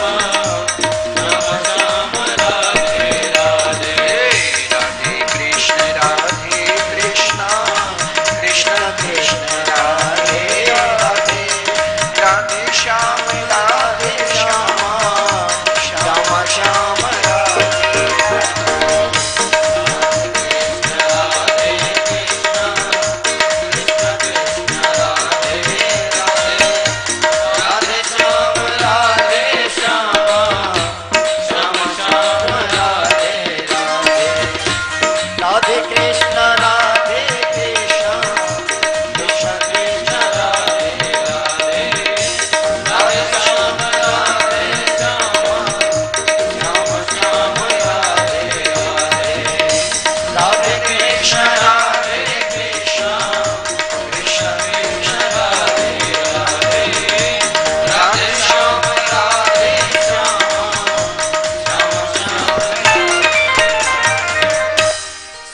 वृंदावन बिहारी लाल की जय। श्री सदगुरुदेव भगवान की जय। जय जय श्री राधे, जय जय श्री राधे।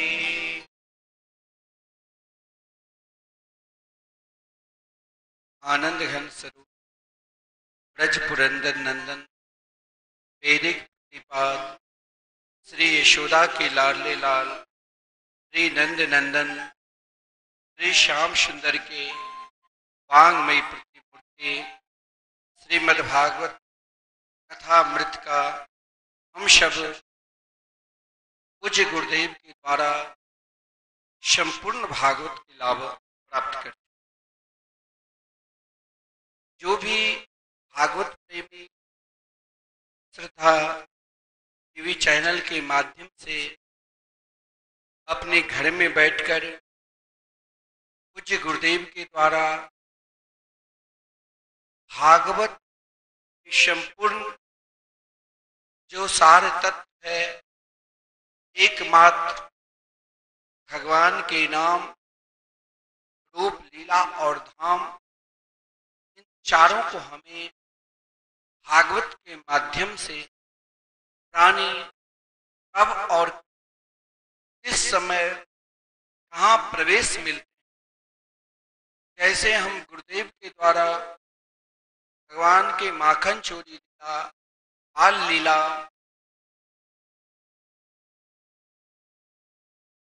अन्य कई प्रसंग श्रवण किए और साथ में महाराज परीक्षित भागवत कथा अमृत का रसास्वादन करके इस प्रकार अपने दिव्य धाम गए। आज संपूर्ण कथा का सार तत्व हमने सुन लिया। परीक्षित जी कथा अमृत का रसास्वादन करके भगवान के धाम से। आज एक सज्जन ने हम प्रश्न किया कि भागवत में जो दसम स्कंद है, जिसमें दसम स्कंद भगवान के हृदय है और रास पंचाध्याय, जब आदरणीय श्रीमान सुखदेव जी श्रीमद् भागवत महापुराण में दो जगह भगवान सुखदेव से प्रश्न नहीं किया। पहला, जब संपूर्ण बाल लीला के दर्शन कथा के माध्यम से करा दिए, उस समय जो भागवत के 5 प्राण के स्वरूप रास पंचाध्याय हैं, 29 से लेकर 35 तक विलक्षण। इस रास पंचाध्याय के विषय में भगवान सुखदेव जी ने प्राणी मात्र का कल्याण भगवान में कब और कैसे होते हैं, जब हम एक बार अपना मन भगवान में समर्पित कर दिए हैं, तो भगवान मेरे लिए मन को कब और क्यों बनाते हैं। रास की कथा जिस समय भगवान सुखदेव जी ने प्रारंभ की, उस समय आदरणीय परीक्षित का ये प्रश्न नहीं है। कभी कभी शिष्य का स्तर सद्गुरुदेव जिस प्रकार प्रभु के लीला में लीन रहते हैं, शिष्य अगर अपना प्रयास से वहां तक पहुंचने की कोशिश करते हैं तो स्वयं को नहीं, उन स्तर पर पहुंचने के लिए जब तक सदगुरु की कृपा नहीं हो, हम चाहेंगे कि जैसे हमारे गुरुदेव कर रहे हैं वैसे मैं करूं, ये हमारी मूर्खता है। फिर मुझ में और गुरुदेव में अंतर क्या रहा। स्वामी विवेकानंद जी, स्वामी श्री रामकृष्ण परमहंस जो कि वर्तमान में जो उनके मठ से ना जाने एक दिन में लाखों करोड़ों लोगों को निरोग बनाया जाता है, कभी भी उन शिष्य को भी ध्यान रखना चाहिए जो सदगुरु की परंपरा में आश्रम के मठाधीश बनते हैं, महंत बनते हैं, उनके अंदर भी स्वयं को ये इच्छा और अपना कामना नहीं रखना चाहिए कि हम बिल्कुल अपने गुरुदेव के बराबर हो जाए।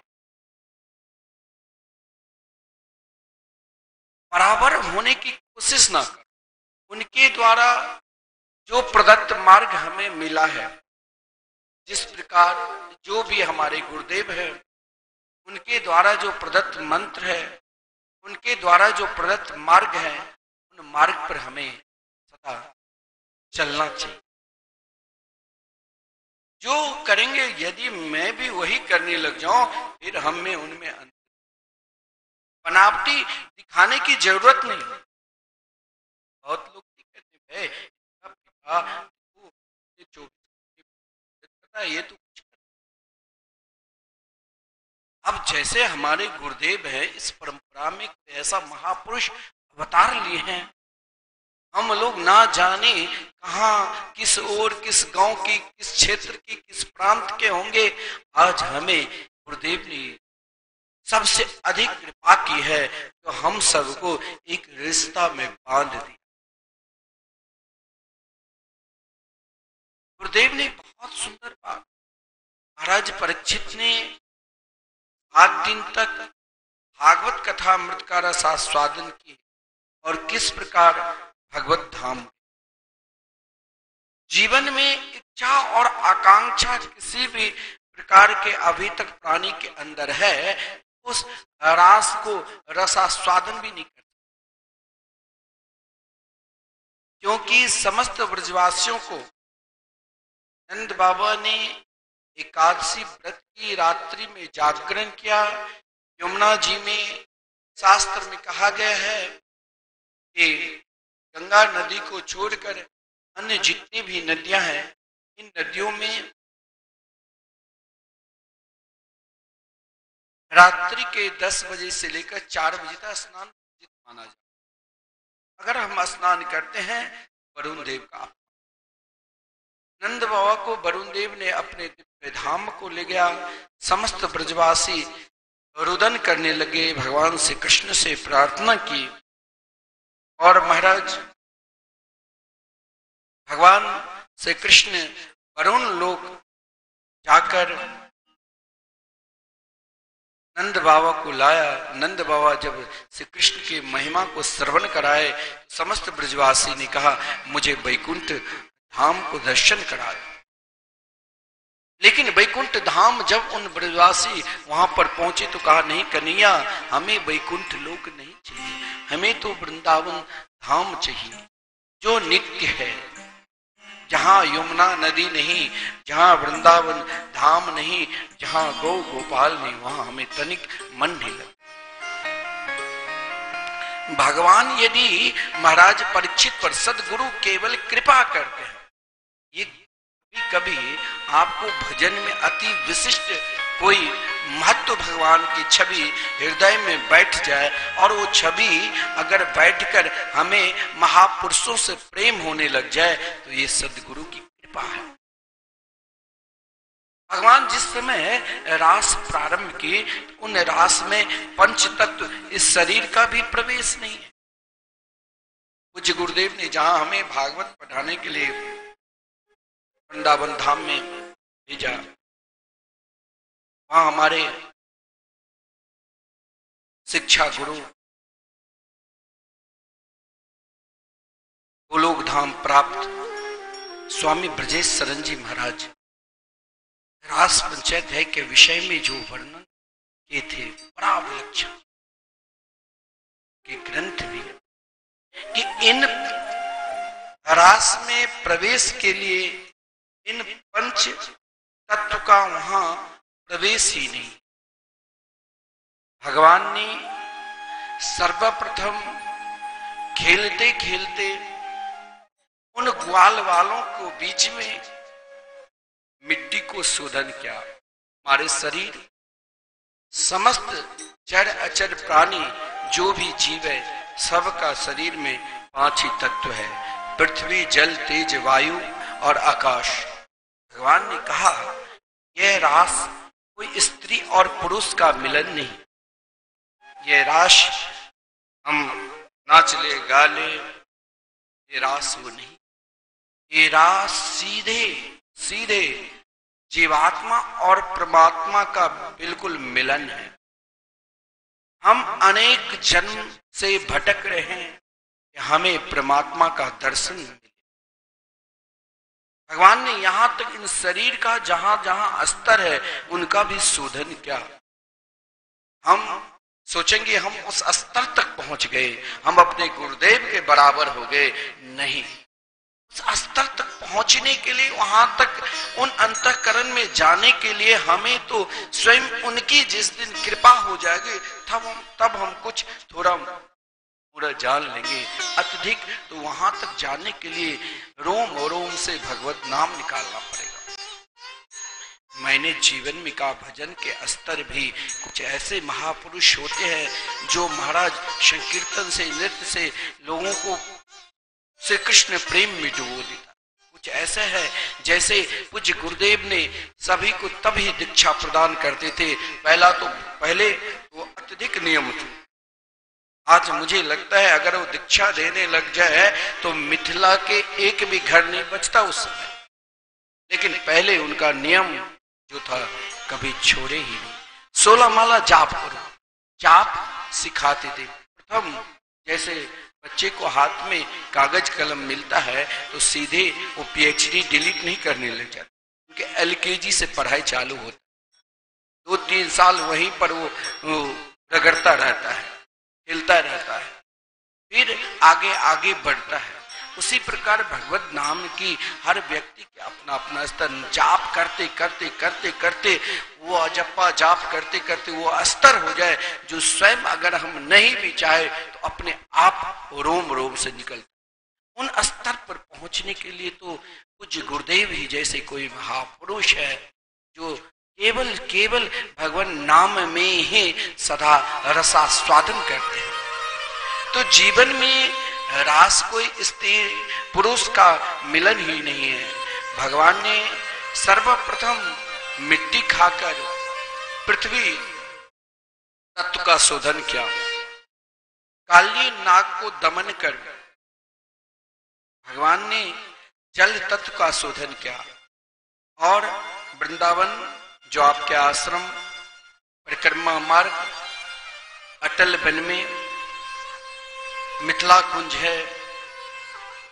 मिथिला कुंज में एक तो सामने परिक्रमा, देखिए क्या विलक्षण पूज्य गुरुदेव ने मिथिला कुंज की जो स्थापना की, जहां ठाकुर श्री राधा मोहन बिहारी विराजमान हैं, जहां हम नित्य निरंतर अपने कान के द्वारा युगल नाम महामंत्र के संकीर्तन अखंड श्रवण कर रहे हैं। भगवान ने पीछे बिल्कुल आश्रम के तीसरा गेट निकलने वाले हैं दवानल कुंड की ओर, वहां भगवान ने अग्नि का पान किया। आज भी महाराज वो कुंड है, दवानल बिहारी के मंदिर है, बट्ट वृक्ष है। कहा गया है दवानल कुंड पे बैठकर वहां की जल आचमन यदि आपने किया तो 100 अश्वमेध यज्ञ करने का फल मिलता है। भगवान ने अग्नि पान कर अग्नि तत्व का शोधन किया। भगवान जब नन्हे से छोटे से थे, मात्र 3 महीने की छोटी अवस्था में 30,000 हाथियों के बल वाले तृणावर्त को उद्धार किया। तृणावर्त का उद्धार यानी वायु तत्व का शोधन है। और व्योमासुर को मारकर भगवान ने आकाश तत्व का शोधन किया। इन 5 तत्व का शोधन के बाद ही प्राणी मात्र को रास में प्रवेश मिलता है। संतों का कथन है कि वृंदावन समय आने नहीं, वैकुंठा दिग्धाम, ब्रजवासिन दिखराय के, तुरत ही श्याम तुरत ही लाए श्याम। वृंदावन के जो दिव्य रस है, उन रस में भगवान यमुना के किनारे बंसी बट के सहारे, जहां यमुना की सुंदर धारा बह रही है, जहां पर पक्षियों का कलरव भी हो रहा है, तो प्रिया प्रीतम के गुणगान गा रहे हैं।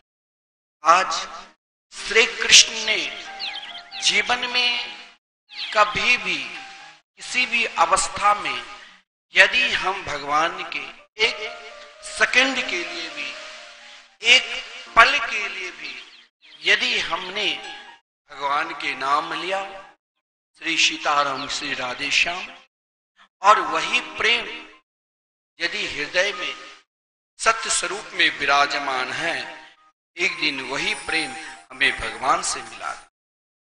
आज आदरणीय श्रीमान सुखदेव जी वर्णन कर रहे हैं, भगवान न पिता रात्रि शरदोत्फुल्ल मल्लिका, विक्षेरन्तुं मनश्चक्रे योग माया मुपाश्रित। अब भागवत में रास में प्रवेश के लिए, और आज भगवान योग माया के ध्यान क्या, योग माया कर्तुम कर्तव्य अन्यथा कर्तुम ससमर्थ स्वयं भगवान है। योग माया मुपाश्रिता, योग माया स्वयं रास रासेश्वरी राधा रानी है। योग माया भगवान जिस प्रकार अपने अधरा मृत पर बंसी को बजाते हैं, तो रास के लिए सबसे सुंदर और साधन यही उपाय है। प्रथम भागवत श्रवण रति, विवश भाव तजिमा, संत भक्त मुख कथित जो, करहि भक्ति गुणी गान। जीवन में उस रसत्व को, उस रास को प्राणी यदि प्राप्त करना चाहते हैं, तो प्रथम कहा गया है वो साधन करो जिस साधन से अहंकार रहित हो जाए। रास में प्रवेश करने के लिए प्रथम साधन है अहंकार रहित होकर प्रेम पूर्वक। ऐसा नहीं जो हमने भागवत करा लिया तो हम बहुत बड़ा काम कर लिया। यहाँ पर वृंदावन के रसिक संतों ने यही भाव दिया है कि प्रथम जो साधन है वो अहंकार रहे, प्रेम पूर्वक श्रीमद् भागवत बार बार श्रवण करो, कथा करो, पोथी रखो, कलश यात्रा करो। भागवत श्रवण किससे करना चाहिए? भागवत श्रवण संत महापुरुष के मुख से, जो भगवान के भक्त है, जो वृंदावन के रसिक है, महापुरुष है। ऐसा नहीं आजकल महाराज ऐसे ऐसे लोग भागवत पीठ पर बैठ गया जो महाराज एक तरफ भागवत की प्रचार कर रहा है, दूसरा क्या भगवान की लीला उनको याद नहीं है। आज ईद है तो ईद के मुस्लिम के केस धारण कर हाथ ऐसे जोड़कर ऐसे निकम्मी सब भागवत पर बैठकर प्रचार करते। भागवत किसे कहना चाहिए और किसके मुख से सुनना चाहिए? अगर महाराज कोई ब्रजवासी जब भागवत आपको सुनाते हैं और अपनी ब्रजभाषा में, तो लगेगा कि वो स्वयं हमें श्री कृष्ण से मिला रहे हैं। वो स्वयं ब्रजवासी भगवान के भक्त हैं। ऐसा नहीं है माताओं, आजकल माताएं लोग खूब भागवत कथा कह रही है, लेकिन सब वैसे नहीं हो सकती। अरे महाराज ऐसे ऐसे, अरे माता अनसुईया भी तो माता जगत जननी जानकी को उपदेश दिया था। भागवत कभी किसी की निंदा की ही नहीं, लेकिन इन भागवत पर बैठ बैठकर महाराज भागवत गद्दी पर लेकर नशा लेकर बैठ जाता है। ऐसे अधर्मी से भागवत में कहा गया, संत भक्त मुख कथित जो करहि भगत गुणगान। ऐसे अधर्मी से और उन अधर्मी को यदि आपने दान देते हैं तो उस दिन आपके पूर्वज रोते हैं। कोई बहुत सुंदर गाना गा रही है, अरे गाना ही सुनना है तो फिल्म में देखो एक से एक अभिनेत्री है। क्या तुमको गाना सुना सुनाकर भगवान से मिला देंगे? होना चाहिए भजन कीर्तन होना चाहिए, जैसे प्रसंग के अनुसार भगवान के ही लीला के भजन के माध्यम से गुणगान करो। लेकिन उनके आचरण आजकल क्यों नहीं बदलते हैं? क्योंकि हमारा आचरण ही, महाराज उन लोगों से सुनकर हमें क्या मिलेगा जो कहेंगे, कभी आप किसी मुस्लिम को कहो कि आप सीताराम राधे श्याम के एक दिन 24 घंटे संकीर्तन करा दो, वो नहीं करेगा। लेकिन हम लोग महाराज व्यासपीठ पर बैठ बैठकर उनके गुणगान गाते, गुणगान करो। अरे वृंदावन में ठाकुर जी के मार्ग में किसी भी मार्ग परिक्रमा मार्ग के गुणगान करो जहां एक से एक महापुरुष। हमारे ब्रजवासी लोग जब भगवान की कथा सुनाते हैं महाराज, वो आनंद प्रदान कर देते हैं कि लगता है कोई साक्षात ठाकुर जी के सखा आकर ही सुना रहे हैं। उन महापुरुषों से ही हम जो आपको हम लोग सुना रहे हैं, उन महापुरुषों की, उन वृंदावन ब्रजवासियों की कृपा से ही। आप देखे होंगे श्री कृष्ण ठाकुर जी महाराज, आज जिनकी कृपा से हजारों लोग व्यास बने हुए हैं। महाराज लगता है भगवान से सीधे मिला देते हैं। ऐसे परम प्यारे भक्त से मुख से सुनो, ऐसे संतों के मुख से जो जीवन बदल दे। और द्वितीय कहा गया है, अब हम भागवत कराते हैं, भागवत सुनते हैं, लेकिन हम कहते हैं अरे महाराज अमुक जो बहुत सुंदर वो गाती है उससे बुला दो। उससे क्या कम, आप यहाँ जो बहन सब कीर्तन करती है बहुत सुंदर भाव से, माता बहन कीर्तन करती है, महाराज लगता है सुनते रहो। हाँ, उनमें प्रचार नहीं है। रास में प्रवेश के लिए ही प्रथम भागवत श्रवण रति विवश भाव तजिमान, संत भक्त मुख कथित जो करही भक्त गुणगान। द्वितीय भाव कहा गया है, द्वितीय भगति नभ भांति सुहाई, सेवहि सदा रहित कुटिलाई। द्वितीय साधन यदि रास बिहारी, उन रास बिहारी उन रसिकों की भाव को यदि मुझे अपने हृदय में बैठाना है तो महाराज रास में प्रवेश के लिए द्वितीय साधन है। व्यास जी जो नवधा भक्ति के व्याख्या किया है, श्रवणम कीर्तनम स्मरणम पाद सेवनम अर्चनम वंदनम दास्यम इत्यादि, ऐसे महाराज नवधा भक्ति का आचरण करो, और जिस नवधा भक्ति का आचरण में भी भक्ति को इस प्रकार करो जहां छल और कपट हृदय में उत्पन्न हो, और छल और कपट दूर होगा केवल नवधा भक्ति से। तृतीय भाव, तृतीय करो तृतीय गुरु शरणागति पावे, विप्र विरक्त रसिक चितलावे। तृतीय भाव जो बताया गया है कि सद्गुरु बनो।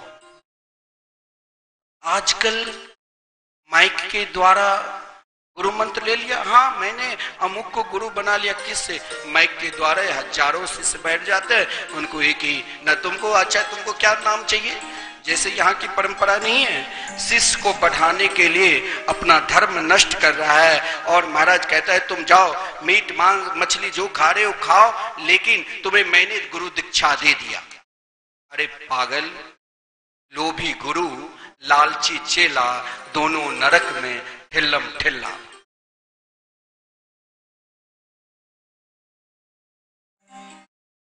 ऐसा गुरु को लेकर क्या करोगे? अरे महाराज मैंने तो बनाया, अरे तुम माता की सेवा करो। गुरु किससे बनाना चाहिए? गुरु जो विरक्त हो, विरक्त दीक्षा यानी गहरे द्वार को त्याग कर विरक्ति दीक्षा होता है। जैसे कुछ गुरुदेव ने अभी गुरु पूजा के दिन आप सब दर्शन किए होंगे, पहले उनका नाम राघव था, जो पुजारी ठाकुर जी यहाँ की व्यवस्था देख रहे हैं प्रत्येक दिन। फिर गुरुदेव ने राधिका शरण, और भेष होता है हम लोगों का, भेष दिया गया। भेष भगवान, जैसे हम लोगों को कोई नाम भी पूछते हैं तो भेष भगवान को, पहले भेष भगवान को दिया हुआ, आप सबके दिया हुआ सद्गुरु के द्वारा प्रदत्त नाम एक छोटा सा, यानी वो भगवान के शरणागति को स्वीकार कर लेते हैं, भगवान के दास हो जाते हैं। तो तृतीय भाव जो है सद्गुरु की शरणागति, गुरु बनाओ। बिना सद्गुरु की शरणागति, ऐसा गुरु जो चार संप्रदाय से युक्त हो, वैष्णव परंपरा से युक्त हो। कोई वैष्णव आपको ऐसा दीक्षा देते हैं, यहाँ की परंपरा है वो सब कुछ खा रहे हैं, मैंने तो दीक्षा ले लिया, किससे? अमुक संत से। हमें बहुत तकलीफ होता है। इस शिष्य को बढ़ाने के लिए स्वयं अपने धर्म को इस प्रकार नहीं करना चाहिए। वैष्णवी दीक्षा दो। अगर आपको गुरु मानते हैं, ऐसा नहीं है, मिथिला में पूज्य गुरुदेव को लाखों अनुयायी है, लेकिन उन लोगों को यही कहते हैं कि पहले आप भजन करो, जब आप भजन करोगे और फिर जब उस स्तर तक आ जाओगे तब मैं दीक्षा देने के लिए तैयार हूं।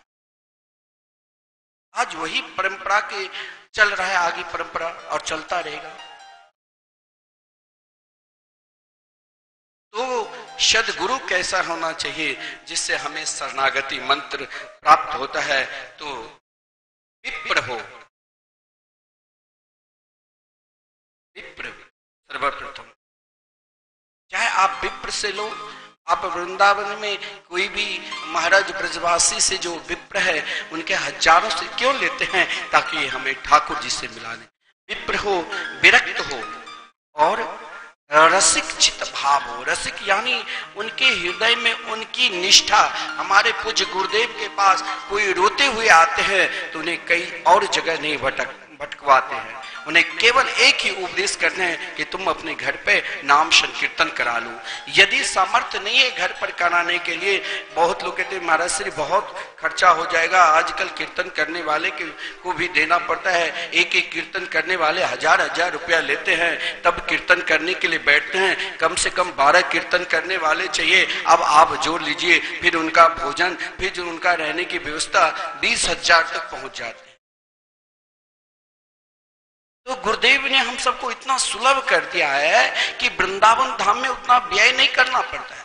वृंदावन धाम में, मिथिला कुंज में मात्र 1500 रुपया देकर भला 24 घंटे के लिए कीर्तन आपका नाम से हो जाएगा। तो कहा गया है तृतीय भाव सदगुरु के प्रति। गुरुदेव जो विप्र हो, विप्र से लो, या विरक्त हो, या रसिक चित्त में सदा आत्मनिष्ठ इस प्रकार हो, अनंता इस प्रकार हो, जो अपने इष्ट के सिवा कहीं और आपको प्रेरणा ही न करे। और चौथे भाव बहुत सुंदर, चौथे धाम बास दृढ़ भाए, तजी प्रपंचे मति और न लाए। चतुर्थ जो साधन है, श्री वृंदावन की दृढ़ भावना होना चाहिए। शरीर कहीं रहे, हमारे आचार्य चरण ने जो उपदेश दिया है श्री भट्ट देवाचार्य जी, ऐसा नहीं है हम प्रत्येक वृंदावन कमला के किनारे बत्थे ग्राम में भजन करें तो क्या हम वृंदावन में नहीं रह रहे? नहीं, ये कहा रे मन, ये नहीं कहा रे शरीर, ये नहीं कहा अरे मन वृंदा विपिन निहार, विपिन राज सीमा से बाहर, हरियों को न निहार, यद्यपि मिले कोटि चिंता मणि, तदपि न हाथ पसार, जय श्री भट्ट धूली धूसर तन, यह आशा उर्धार, अरे मन वृंदा विपिन निहार। यानी इस मन को समझा रहे, मन यानी मन। देखिए शरीर, अभी हम कथा श्रवण कर रहे हैं तो शरीर यहाँ है, लेकिन ये मन घर पर चला गया। भाई अभी रोटी खाने की समय है, पूजा तो कर लिया, ठाकुर जी को भी दर्शन कर लिए, श्री राधा मोहन बिहारी को, शंकर जी पे जल भी चढ़ा लिए, सावन का व्रत भी पूर्ण कर लिए, नित्य नियम एक व्रत कर रखे हैं कि 1 माह तक मुझे जल चढ़ाना है, भोलेनाथ के ऊपर, श्री रामेश्वर महादेव के ऊपर जल भी चढ़ा लिए। अब तो महाराज ये कथा जल्दी जल्दी 1:30 बजे बंद हो जाए, जल्दी जाओ, रोटी चबाओ, भोजन करो और चैन से सो। लेकिन आचार्य चरण कहते नहीं, जब भगवान के निकट हो तो ये मन को समझाया, अरे मन तुम वृंदावन से बाहर न, मेरे मन रूपी हृदय में श्री वृंदावन बिहारी को जब हम बैठा लिए हैं, और वृंदावन बिहारी जब मेरे हृदय रूपी सिंहासन पर वृंदावन बिहारी विराजमान हैं, तो इन हृदय रूपी सिंहासन से वृंदावन बिहारी को छोड़कर भला मुझे किसी को बैठाना नहीं है, चाहे वो मुझे अनेक प्रकार की भोग सामग्री प्रदान कर दे, पारस मणि प्रदान कर दे, और स्वयं ठाकुर जी भी आकर कह दे कि अब तुम छोड़ दो, तब भी नहीं छोड़। ये दृढ़ता कौन सिखाएंगे? जो मैं पहले ही कहा था कि तृतीय भाव में ही कि गुरुदेव की शरणागति, जो विप्र हो, वैष्णव हो, विरक्त हो और रसिक भाव सदा उनके चित्त में रहे। और हमारा चौथे भाव जो है, चतुर्थ साधना है सीधा धाम वास में दृढ़ भावना। वृंदावन की वास में दृढ़ भावना, समस्त प्रपंचों को छोड़कर अपनी बुद्धि को लगाकर पूर्ण रूप से धाम निष्ठा। इसीलिए कहा गया है, चौथे धाम बास दृढ़ भाए, तजी प्रपंच मति न लाए। और जैसे भगवान ने पृथ्वी जल तेज वायु पंच तत्व को शोधन करने के बाद तब रास करते, इसीलिए आचार्य चरण ने बहुत सुंदर बात कही है, देह गेह सुधि बुद्धि नहीं जाके, पंचम भाव युगल छविता के। इस देह दृष्टि से कि स्त्री पुरुष का मिलन है, नाच डांस ही रास है, तो आप अपराध करते हैं, पाप करते हैं, अधर्म करते हैं। उसे महा अधर्मी कहा गया है। जिस रास के वर्णन कहाँ भगवान के दिव्य बाल लीला चल रहे थे और कहाँ भगवान सुखदेव जी जैसे केवल हंस ही नहीं है, परम हंस, जिसके अंदर लेस मात्र भी नहीं कि ये स्त्री है कि ये पुरुष है। जिस समय भगवान सुखदेव जी जंगल की ओर प्रस्थान कर रहे थे, उस समय उनके पिता पुत्र पुत्र कहकर पुकार रहे थे, तो महाराज वहां सरोवर में, जैसे कमला नदी में माताएं स्नान करती है कार्तिक मास में, तो उनके लिए व्यवस्था की जाती है, पर्दा लगा दिया जाता है। सरोवर में अप्सराएं सब के सब स्नान करती थी स्त्री। व्यास जी के पुत्र भगवान सुखदेव जी जब गए तो महाराज सब यथावत स्नान करती रही, लेकिन व्यास जी जब पुत्र पुत्र कहकर पुकारा, सब झटपट वस्त्र पहन लिया। व्यास जी ने कहा, अभी अभी मेरे पुत्र युवक पुत्र निकला, आप सब यथावत स्नान करती रही, लेकिन मेरे को देखकर वस्त्र क्यों पहन लिया? बोले कि महाराज आपके पुत्र, आप हंस है, हंस की आदत है जो दूध रख दो पानी मिलाकर तो दूध पी लेगा, पानी छोड़ देगा। आपके अंदर ये भाव है कि ये स्त्री है, कि ये पुरुष है, लेकिन आपके पुत्र के अंदर वो भाव ही नहीं है, वो तो परम हंस है।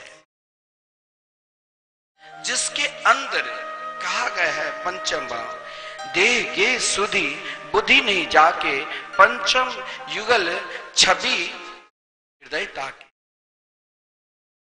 हर हमेशा देह की सुधि को विस्मृत कर, और ऐसा अपने दिल में जब तक देह की सुधि रहता है तो देह की चिंतन करते रहते हैं, आज मैंने बढ़िया श्रृंगार नहीं किया, आज मैंने बढ़िया भोजन नहीं किया।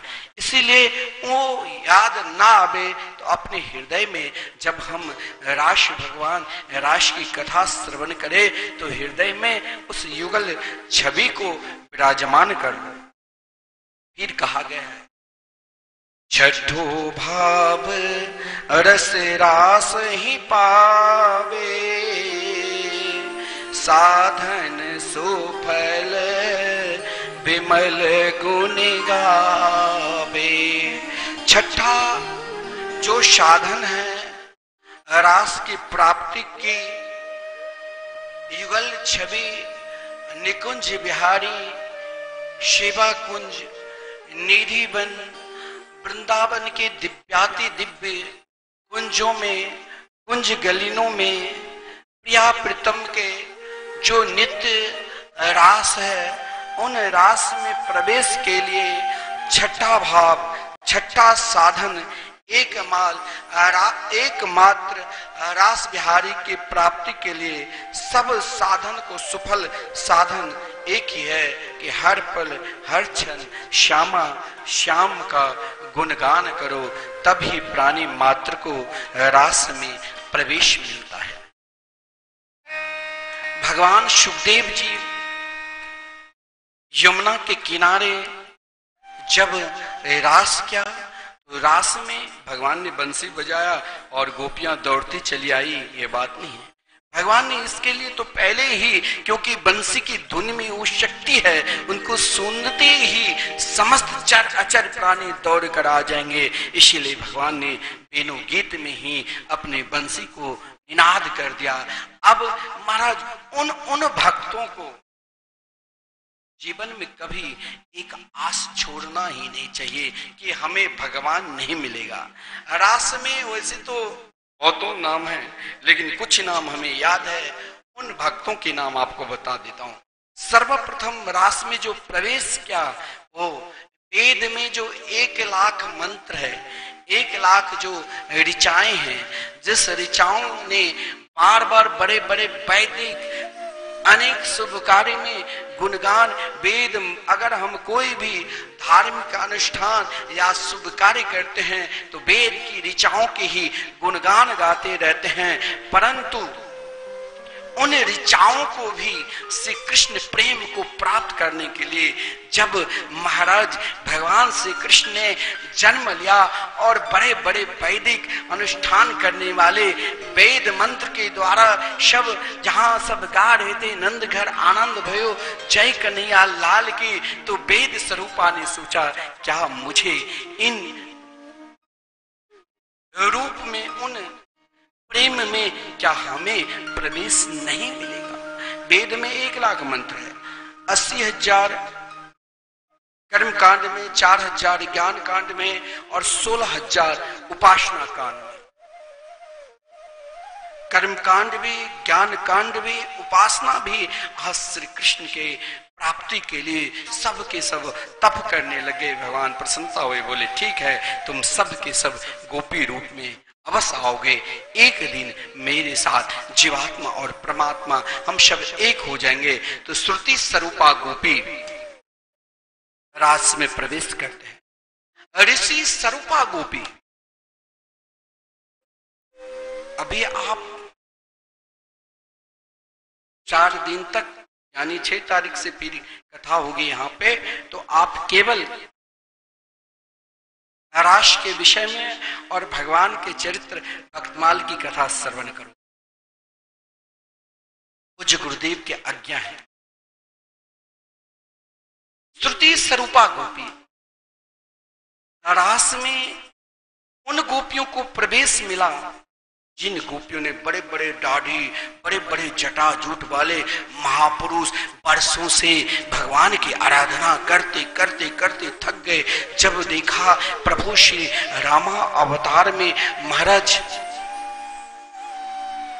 दंडकारण्य में प्रभु माता जगत जननी जानकी को खोज रहे थे, जिस समय रावण ने अपहरण कर लिया प्रभु की उस रूप माधुरी को, उन सुंदरता को, बड़े बड़े जटाजूट वाले सब आश्रम को त्याग कर जंगल में बैठकर परमात्मा के ध्यान करते थे। कोई ध्यान योग के द्वारा, कोई वृक्ष पर लटक कर, कोई समाधि के द्वारा।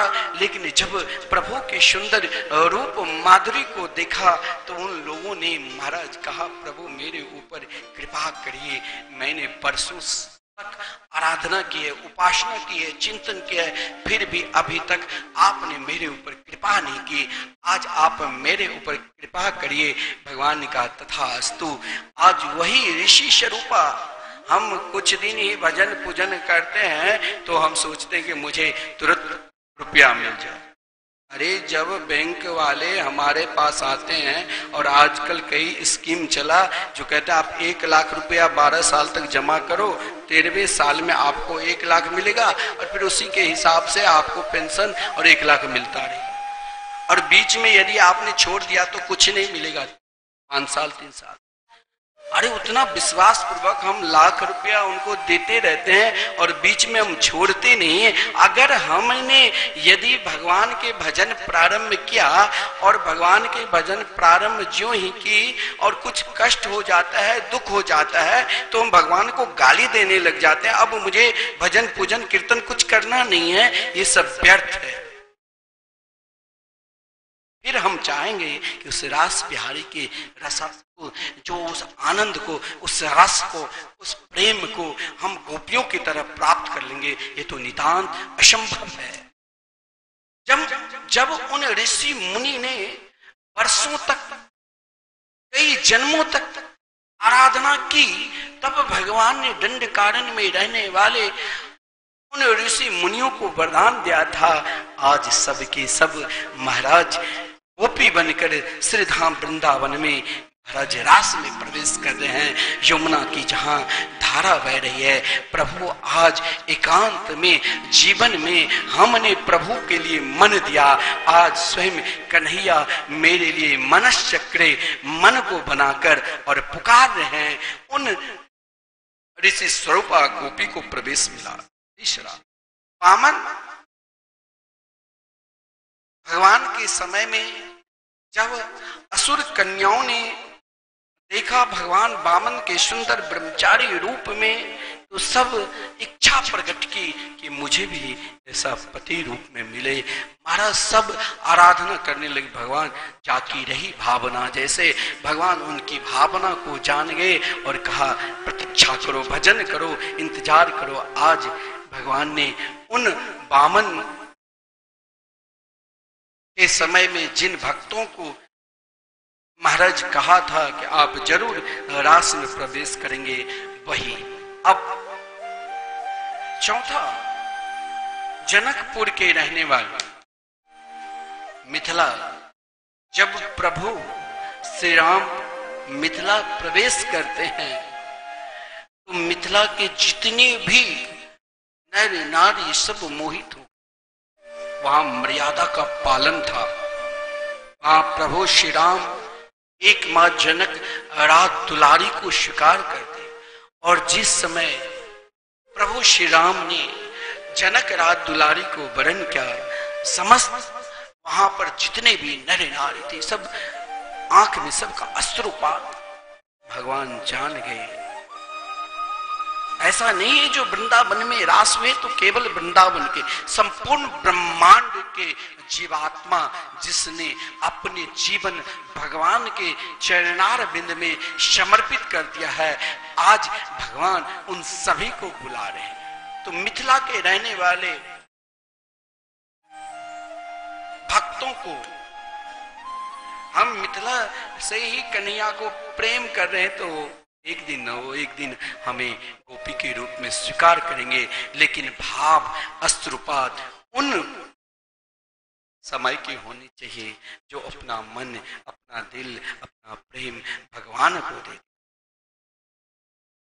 एक और भी गोपी है, जब श्री राघवेंद्र सरकार माता जगत जननी जानकी को त्याग दिया और माता जानकी जी वाल्मीकि के आश्रम में रहकर लव कोश को दिव्य विद्या अध्ययन में लगी हुई थी, उस समय भगवान ने अश्वमेध यज्ञ करने का संकल्प लिया। और अश्वमेध यज्ञ में महाराज अगर कोई गृहस्थ है तो साथ में पत्नी को भी रहना अनिवार्य है, पत्नी संकल्प ले तो पति का भी रहना अनिवार्य है कहा गया है। तो महाराज यहाँ जिस समय यज्ञ हुआ तो माता जानकी की प्रतिमा जो यज्ञ के रूप में बना हुआ था, वो प्रभु को मानो उस प्रतिमा से ही कहा अब मुझे स्वीकार करो। भगवान ने कहा इस समय मैं मर्यादा के रूप में अवतार लिया हूं, केवल जगत जननी माता जानकी की सिवा मैं किसी को स्वीकार ही नहीं कर सकता हूं पत्नी के रूप में। ठीक है, उनको भी भगवान को दो ना। उनको भी महाराज भगवान ने कहा ठीक है आप जरूर आना। बड़े बड़े ऋषि मुनि साधन क्या, दंडकारण्य में ऋषि मुनि साधन क्या, उनको भी मिले। अब नित्य वृंदावन, ऐसा नहीं है जो हम वृंदावन वास करने लगे अब हमें क्या जरूरत है भगवान से प्रेम करने के लिए। नित्य वृंदावन, नित्य जो वृंदावन है, उन वृंदावन में रहने वाले जो ब्रजांगना है, ब्रज की गोपी है, श्री कृष्ण की आराधना की, उपासना की।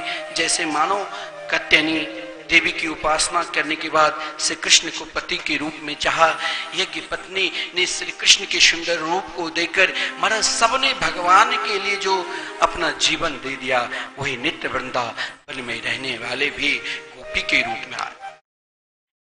श्री रासरस श्री राधा रानी के रोम कृत से अनेक करोड़ों ब्रजांगनाएं प्रकट हुई, उनको रास में प्रवेश मिला। अष्ट सखे ललिता, विशाखा, चित्रलेखा इत्यादि अष्ट सखी भी रास में प्रवेश करते। सिद्ध स्वरूपा जो महापुरुष सिद्ध हो गए, भूत भविष्य और वर्तमान सब महाराज आपकी शक्ल को देखते ही बता देंगे। ऐसे सिद्ध स्वरूपा भी ऋषि मुनि साधन करते करते सोचा से कृष्ण प्रेम में डूब जाओ। भगवान ने कहा बाबा तुम कब तक डूबते रहोगे, तुम्हें भी मैं अपने पास बुलाऊंगा, तुम भी उस रसत्व का, उस रास का आनंद लोगे। आना गोपी बनकर। अग्नि के पुत्र एक गोपी के रूप में वृंदावन में प्रवेश किए थे। महाराज आज भगवान जब यमुना किनारे पर रास की, देखिए रास में कृपा भी जरूरत है रास की कथा समझने की। क्या कृपा? तो रास रासेश्वरी राधा रानी से। हम सब भी अब रास में प्रवेश करेंगे तो क्यों नहीं रास रासेश्वरी राधा रानी से प्रार्थना करें कि आप ही मुझे वो प्रेम की भिक्षा प्रदान करने वाले हैं। हे किशोरी जी, हे रास रासेश्वरी, आप मुझे वो प्रेम रूपी भिक्षा दो ताकि इन भिक्षा को प्राप्त कर हम भी उन रास बिहारी के दिव्य रास में हमें भी प्रवेश मिले। तो आइए हम सभी प्रार्थना करते हैं। सैर से किशोरी बयस की थोरी रति रस बोरी कीजे कृपा की को राधे कीजे कृपा की को सरस किशोरी बयस की थोरी रति रस बोरी कीजे कृपा की को राधे कीजे कृपा की को। सब मीठा मीठा ताली बजाते हैं।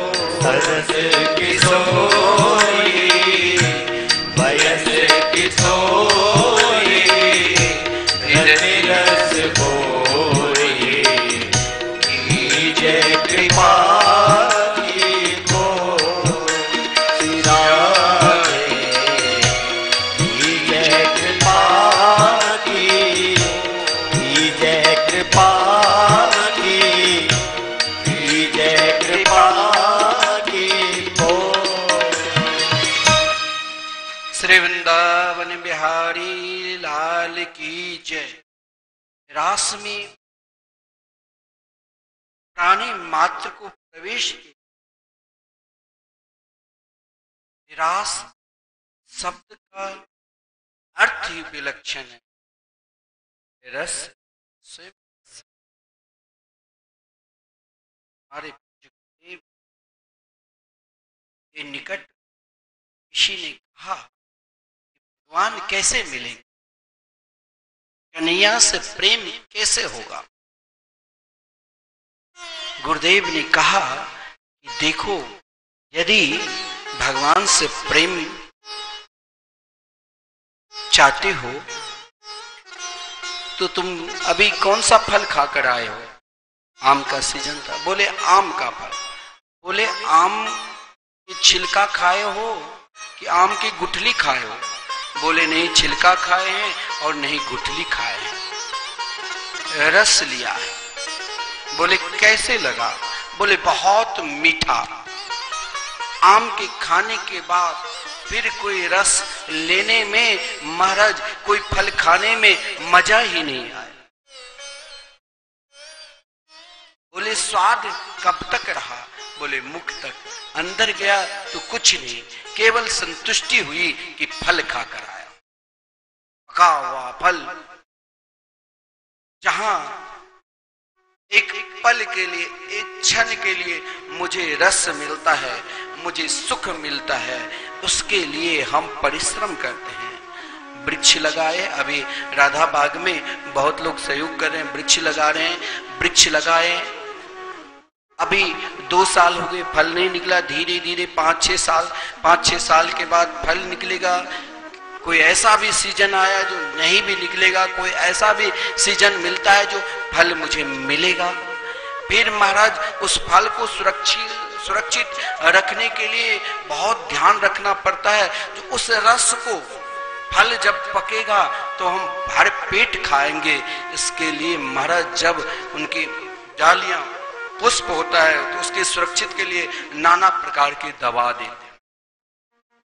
यही तो आपका दवा भी है, दवा देते हैं। फिर दवा होने के बाद फल बड़ा होता है, धीरे धीरे वो फल पकता है, तब हम खाते हैं।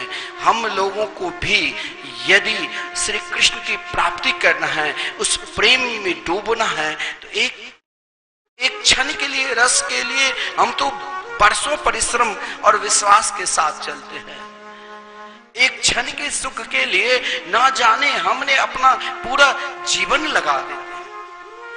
फिर भी मुझे वो सुख चाहिए जहां केवल आनंद है, जहां प्रेम है, जहां नहीं गठली है और जहां नहीं छिलका है। फल ए, भगवती श्रुति कहती है फल एव रसम, रस एव फलम। जहां केवल रस ही रस है, और उस रस को आपने पूज्य गुरुदेव से कहा मुझे वही रस को भगवान कैसे मिल जाए, श्री कृष्ण प्रेम कैसे उत्पन्न हो जाए। बोले पहले तुम भगवान के एक स्तर पर तो आओ, माला झोरी लो और भजन करना प्रारंभ कर दो। लेकिन मेरे अंदर वो वचन पर विश्वास नहीं होता है कि भाई क्या माला झोरी जाप करने से मुझे भगवान मिल जाए, क्या कीर्तन करने से मुझे भगवान मिल जाए। अरे परिश्रम बहुत है, मिलेंगे कि नहीं मिलेंगे। लेकिन देखा आपने, रास में प्रवेश करने के लिए कितने महापुरुष कितने वर्षों तक, कितने जन्मों तक उस रस को प्राप्त करने के लिए, जहां तुम अपना रस को, जो रस से कृष्ण प्रेम में डुबो देगा, वही तो रास है। रस एव रास, रसाराम समूह जैसे रास। उस रस को, उस रसत को प्राप्त करने के लिए केवल भगवान की कथा पर स्वयं को निछावर हो जाओ। आज श्री कृष्ण ने देखा कि सब के सब मेरे लिए मन बनाकर रखा है। भगवान आज यमुना किनारे रात्रि के समय शरद पूर्णिमा की दिव्य छटा रात्रि तो रोज होती है, लेकिन शरद पूर्णिमा की रात्रि कुछ विशेष महत्वपूर्ण है, बहुत विलक्षण रात्रि है। भगवान ने आज सोचा भाई कब तक अभी हम मंदिर में दर्शन करने के, अभी कोरोना के समय है, मंदिर में अधिक भीड़ ना हो तो महाराज दूरियां को देखना पड़ता है, कम से कम 2-4 गज दूरी के बाद भी मास्क लगाकर तब अंदर जाए। क्यों? क्योंकि मुझे भगवान से प्रेम करना है, मुझे भगवान का दर्शन करना है, मुझे उन रसत को प्राप्त करना है जिस रस के लिए जीवन में उन गोपियों की त्याग भी देखो ना। आज भगवान बंसी वट वृंदावन की रास के वर्णन निम्बार्क संप्रदाय के आचार्य भगवान निम्बार्काचार्य ने बड़ा सुंदर वर्णन किए हैं। बंसी वट के सहारे आज भगवान ने जीवन में कोई कार्य करो, ऐसा नहीं बेमन से कार्य नहीं करो, अरे कार्य में सफलता नहीं मिली तो छोड़ दो। जीवन में कार्य करो तो वहां एक शब्द है, चाहे कुछ हो जाए, बारिश बरसते रहे पूरी दिन फिर भी खेत में आज मुझे बीज फसल लगाकर आना है, गाय के लिए फसल घास लाना है, चाहे उसमें महाराज एक शब्द लग जाता है भी, ये काम आज कुछ हो जाए। बड़े घर के लोग कहा है कि देखो बेटा ये काम करके तब कहीं जाना, ये काम करना भी है, इसको भूल मत जाना। आज भगवान भी भूले नहीं, इसीलिए भगवान नपी कहा, भगवान नपिता रात्रि सरदो फुल मल्लिका विक्षेरन्तुम मनश्चक्रे योग माया मुपाश्रित।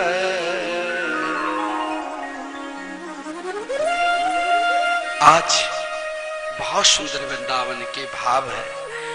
धारा निरे ज्योति पवन व्योम तत् कियो शोक, मिट्टी अहि बन बहिन तृण व्योम विनाश प्रपूत। आज भगवान जब राश के तो वृंदावन की शोभा देखो, विपिन राज झुमती फुलबाई। सब ऋतु में या 3 ऋतु के ही प्रवेश मिला है, इसीलिए तारात्रि कहा। क्योंकि हेमंत ऋतु को इसीलिए नहीं क्योंकि वहां गोपियों ने आराधना उपासना की, और शरद ऋतु के समय ही कुछ फूल खिलता है।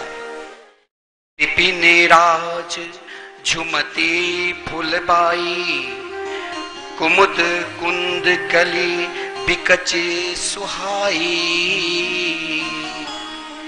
शरद सुहाग मुदित बन बेली, अरुण चंद्र छवि फुलित चमेली।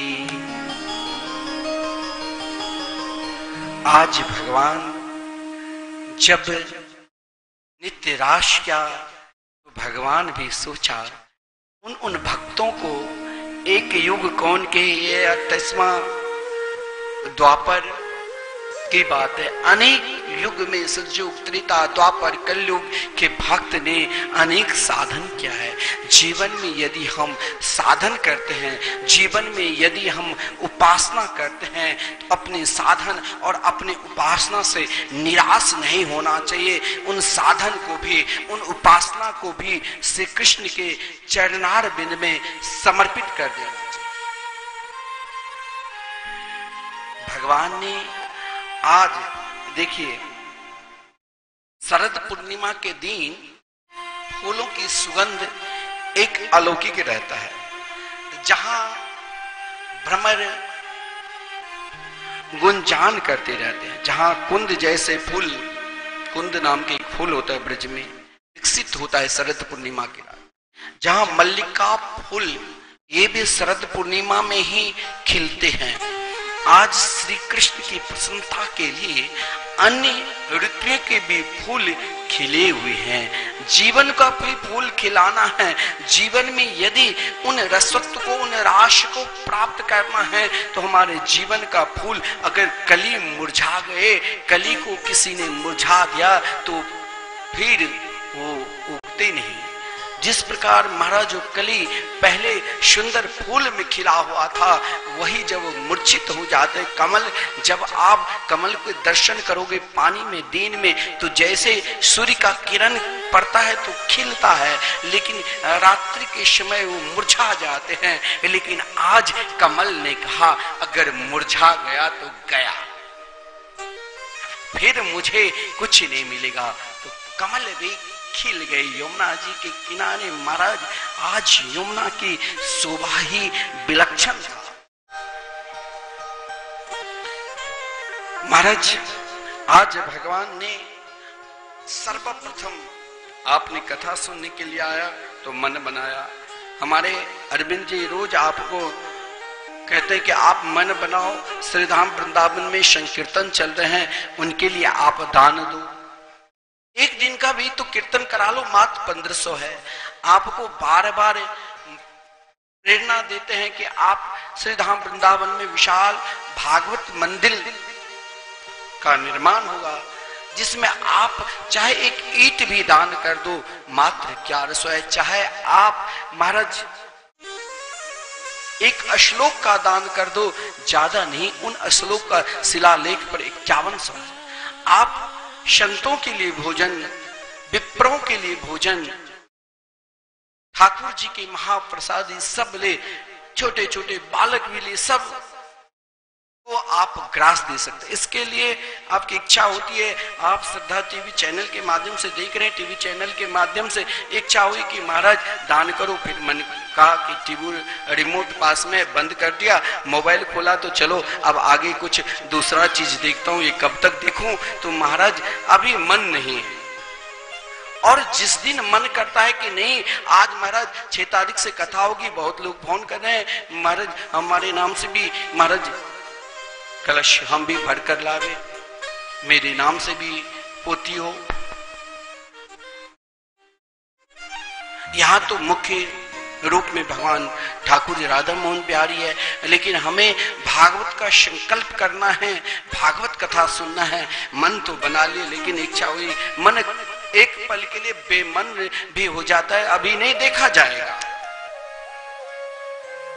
लेकिन श्री कृष्ण प्रेम के लिए, रास को, रस को प्राप्त करने के लिए, डूबने के लिए, भगवान आज हमें डुबाने के लिए ही मन को बनाया। मन सक्रिय जीवन में जब मन बनता है तो इच्छा होती है कि दान करूं, उसी मन बनता है तो इच्छा होती है कि चलो कथा सुनने के लिए। तो मन को बनाकर भगवान ने भी योग माया का आश्रय लिया। जो योग माया स्वयं एक रूप में मैंने कहा अघटन घटना पटीयसी राधा बंसी शक्ति निकट विराजी श्याम के योग माया गुणन यक्ति। भगवान यदि योग माया को स्वीकार करके रासलीला की, तो यहां योग माया शब्द का प्रमुख श्री रास रासेश्वरी राधा रानी है। हम सब रास में प्रवेश के लिए रास रासेश्वरी राधा रानी से प्रार्थना की, हे किशोरी जी मुझे भी प्रेम की भिक्षा दो कि हम भी रास में हे रास रासेश्वरी, मुझे भी प्रेम की भिक्षा दो कि हम भी रास में प्रवेश करें, हमें रास बिहारी के दर्शन मिले, हमें रास बिहारी के चिंतन मिले। हे किशोरीजू, हे श्यामाजू, मुझे भी रास में प्रवेश के लिए स्थान दो। तो योग माया स्वयं रास रासेश्वरी राधा रानी है। योग माया भगवान के वंशी है। देखिए, मन मर्जी आचरण करने वाले को कुछ नहीं मिलता है। भगवान ने मन बनाया तो हम सबको भी भगवान ने जब इस धरातल पर भेजा तो मन दिया, तो हमें भी मन उन गोपियों की तरह बनाना चाहिए जैसे ब्रजांगनाएं ने अपने मन को एक ही जगह तटस्थ किया था। मन मनस्का भव, कि मेरा मन गोविंद के चरणारविंद में लगे रहे। महाराज इधर भी भगवान जब मन बनाया तो आज बंसी से कहा, देख संसार में तो मैं अनेक चर अचर जो भी प्राणी हैं, जो भी जीवात्मा है, संसार में जो भी हम प्राणी, जो वृक्ष लता पता जो भी देख रहे हैं, सब भगवान की इच्छा शक्ति से ही चल रहे हैं।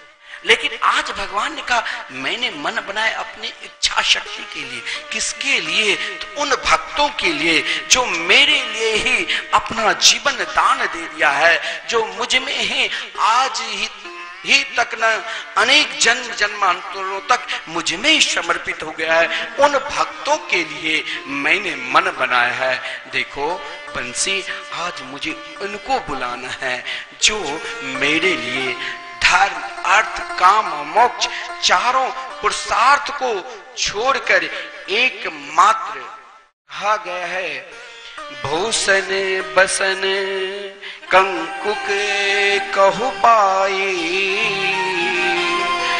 पलक रोमहि श्याम समाही, करही ध्यान को साधन वीरा, सुनहि मुरली धुनि रहूं न धीरा। श्री कृष्ण प्रेम में आज उन भक्त, उन गोपियों को बंसी की धुन सुनाई दी। भगवान ने यमुना किनारे बंसी वट के सहारे जब अपने अधरा मृत पर बंसी को निनाद किया तो उनके बंसी के मधुर वाणी को सुनकर महाराज समस्त ब्रजांगनाएं, जिन ब्रजांगनाओं ने श्री कृष्ण के लिए ही अपना जीवन दान दे दिया था, जिन ब्रजांगनाओं ने आज तक श्री कृष्ण की प्रतीक्षा कर रहे थे, आज सब जब यमुना किनारे भगवान बंसी बजाते हैं तो आज महाराज पुरुषार्थ का भी चिंतन मत करो। अरे हम भगवान के निकट जाते हैं, मंदिर में जाकर प्रार्थना करते हैं कि मेरे लड़के बच्चे ये हो जाए, ये हो जाए, नौकरी लग जाए, खूब धन मिल जाए, कोरोना में नौकरी छूट गए वो भी लग जाए। और महाराज इतना नहीं, जो हमारे यहाँ पशु भी है वो भी सुरक्षित रहे, ना जाने हम क्या कंगले की तरह मांगते रहते हैं। लेकिन यहाँ तो योग माया मुपाश्रिता। आज भगवान ने जब योग माया बंसी से कहा, देख उनको मत बुलाना कंगले को, उसे तो मैं दे देता हूं। भगवान की प्रतिज्ञा है, योग चाहे तो योग दे डारूं, भोग चाहे तो भोग दे डारूं, मुक्ति चाहे तो मुक्ति दे डारूं, भक्त न लेन और देन करे, वाको टारियो न जाए। आज धर्म अर्थ काम मोक्ष चारों पुरुषार्थ को त्याग कर उन ब्रजांगनाएं सब के सब महाराज वृंदावन के किनारे सब के सब पहुंचती है। भगवान अपने अधरा मृत पर बंसी को बजा रहे हैं और उनसे स्वर जो निकला, जो स्वर मानो सबको आनंदित कर रहा है। जहां चंद्रमा की दिव्य छटा है और उन छटा से महाराज अष्टादशाक्षर गोपाल रंज मंत्र जब हमें प्राप्त होते हैं, उसमें क्लिंग शब्द बंसी की धुन से ही ये मंत्र हम सभी को मिला। भगवान आज जब गान कर रहे हैं, निशम्य गीतम तदनंग वर्धनम ब्रजस्त्रिय कृष्ण गृहीत आजगमूरण्यो न्यमलक्षितोद्यमा सयत्र कांतो जबलोल कुंडला। यहाँ ब्रजांगनाएं, ब्रज की गोपिकाएं आज जब श्री कृष्ण के दिव्याति दिव्य मधुराति मधुर बंसी की धुन को सुना तो महाराज उन धुन को सुनते ही सब के सब बावरी हो गए। पागल की तरह महाराज सब के सब दौड़ती हुई। देखिए अब स्थिति, धर्म भी देख लीजिए, अर्थ भी देख लीजिए, काम भी देख लीजिए और मोक्ष भी देख लीजिए। पहला देखिए, जीवन में सबसे बड़ा व्यवधान क्या डालता है? अर्थ। कहते हैं अर्थ से अनर्थ हो जाता है। अर्थ ने महाराज क्या से क्या आदमी को बना देता पता नहीं। कल तक वो महाराज सबको नमन करता था, आज उसके पास बहुत अर्थ हो गया है तो उदंड की तरह रहने लग गया। नहीं किसी से बोलना, नहीं किसी को सम्मान देना, नहीं कुछ करना। अरे बहुत अर्थ है, ये अर्थ ही कभी कभी हमें, और महाराज अर्थ तो यहाँ तक अनर्थ करा देता है। अगर हम भगवान के लिए कुछ दान भी देते हैं तो वहां भी, अरे महाराज ऐसे ऐसे लोगों को मैं जानता हूं जो हमें फोन कर बताते हैं कि हमने तो आपके यहाँ एक कमरा बनाया और महाराज अभी आपके यहाँ व्यवस्था नहीं है, महाराज ये ठीक नहीं। बस चले तो हमसे मांग लेता, मैं देने वाला नहीं हूं, तूने भगवान के लिए दान दिया, हम कहां से देंगे, मेरे पास है ही नहीं।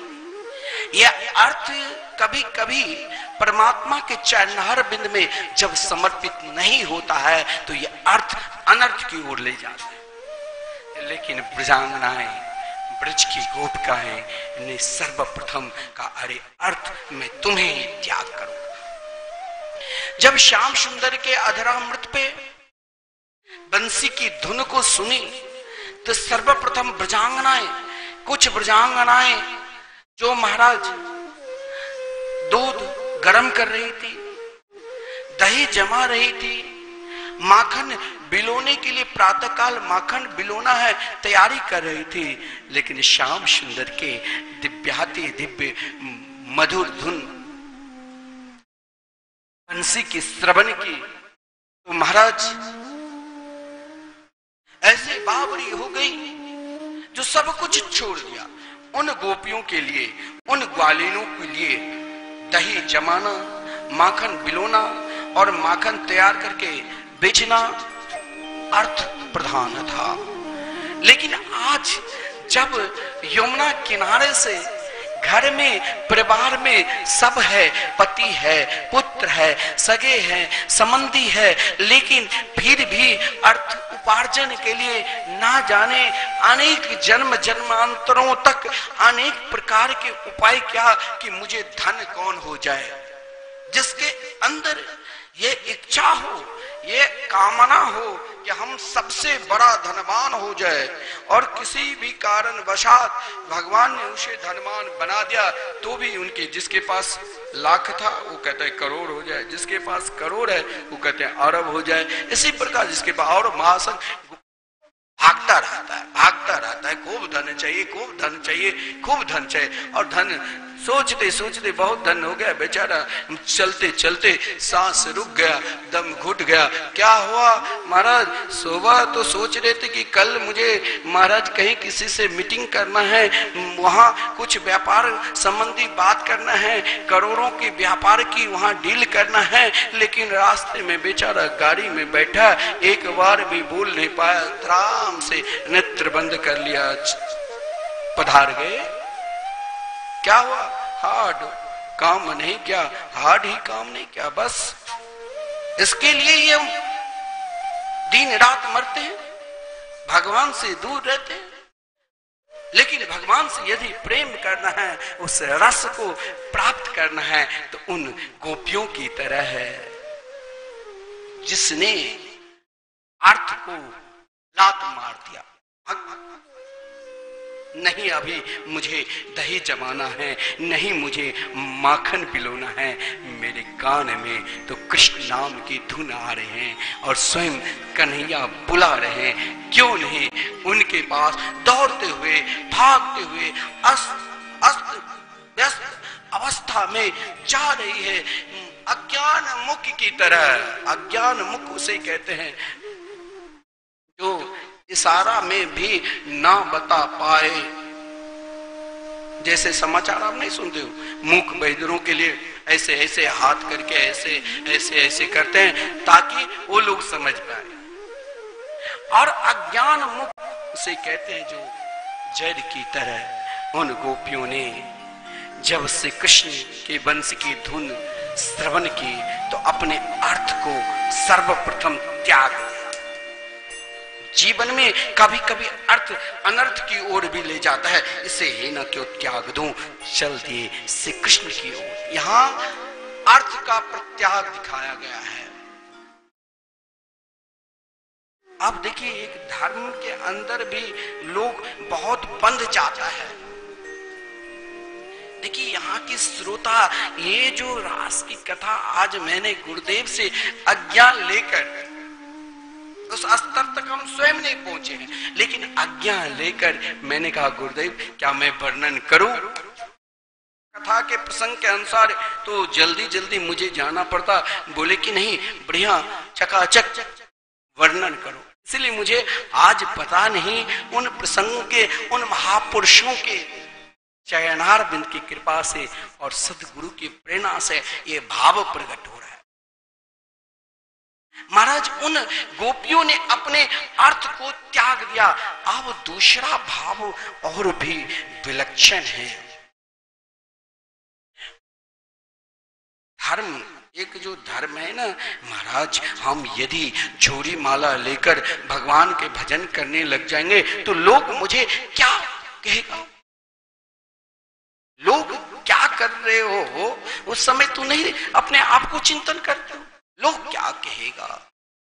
हम यदि कंठी पहन लिया, तिलक लगा लिया तो लोग क्या कहेंगे। अरे लौकिक धर्म भी बहुत है, आपको क्या काम है, खाओ पियो और भजन करो, बाबा जी बन गए हो, आपको काम क्या लेना देना, साधु संतों का और क्या काम है। आप ध्यान देना, साधु संतों को जितना काम है किसी को नहीं। भगवत भजन के साथ साथ हर प्राणी का, उनके स्वभाव विचार को किस प्रकार भगवान की ओर उनकी प्रेरणा दे, यही उनका सबसे बड़ा काम है। और आदमी लोगों को किस प्रकार भगवान से जुड़े, उसे कहते हो क्या काम है। वैसे क्यों नहीं आपसे लोग जुड़ जाते हैं, और संतों के साथ लाखों करोड़ों लोग क्यों जुड़े हैं, वो उनको जगाते हैं। चाहे वो उसे अपमान करे, चाहे उसकी निंदा करे, चाहे उसे गाली दे, उसे जगाना उनका धर्म है, उनका कर्तव्य है। लेकिन जगाते जगाते वही धर्म एक दिन गोपी भाव से संलिप्त होकर श्री कृष्ण से मिला देते हैं, रास में प्रवेश करा देते हैं। क्योंकि ऋषि स्वरूपा गोपी का ही मैंने प्रथम बार वर्णन किया। महाराज श्री कृष्ण यमुना किनारे अपने अधरामृत पर वंशी के निनाद कर रहे हैं। उन धुन उन गोपियों के कान में गूंजा जिसने कृष्ण के लिए ही अपना जीवन दे दिया। अब यहां देखो भाई, चलो अर्थ का त्याग कर दिया मानता हूं, लेकिन धर्म का त्याग करना अनेक प्रकार के लौकिक धर्म है महाराज। उन लौकिक धर्म में भी घर में ना जाने किसी न किसी प्रकार के रोज कोई न कोई त्योहार बना रहता है। आज सोमवारी है, कल मंगलवारी, परसों बुधवार, परसों वीरवार, ऐसे शुक्रवार, आज लक्ष्मी के, आज फिर शनिवार, फिर आज रविवार, सूर्यवार, रोज कुछ न कुछ धर्म लगा ही रहता है। ये अमुक रिश्तेदार, ये अमुक रिश्तेदार, ये अमुक रिश्तेदार। महाराज ये कुटुंब, वहाँ कार्ड भेजना है, वहाँ निमंत्रण में जाना, अमुक जगह भंडारा है, खाने के लिए निमंत्रण दिया है, वहाँ भी जाना है। लौकिक धर्म के लिए हम दिन रात पागल बने रहते हैं। लेकिन यहाँ ब्रजांगनाएं जब यमुना किनारे चंद्रमा की दिव्याति दिव्य छटा, समस्त नदियां मानो यमुना जी में आकर उस दिव्याति दिव्य रास में प्रवेश करना चाहते थे। लेकिन आज यमुना जी का शांत रह, आज मेरे श्याम सुंदर दिव्याति दिव्य रास करेंगे। यमुना जी बिल्कुल निर्मल सलील एकदम दिव्याति दिव्य यमुना की धारा थी। तरंग नहीं आज उठ रही थी, क्योंकि आज श्री कृष्ण के प्रेम माधुरी रूपी तरंग में कहीं मेरा तरंग बिघ ना डाल दे, इसीलिए यमुना की जो धारा बह रही थी उस धारा से आज प्रेम रूपी धीरे धीरे, कभी नदी में आप जैसे चंद्रमा की छटा पड़ेगा, पानी शांत रहता है तो वहां के दृश्य बड़ा विलक्षण लगता है।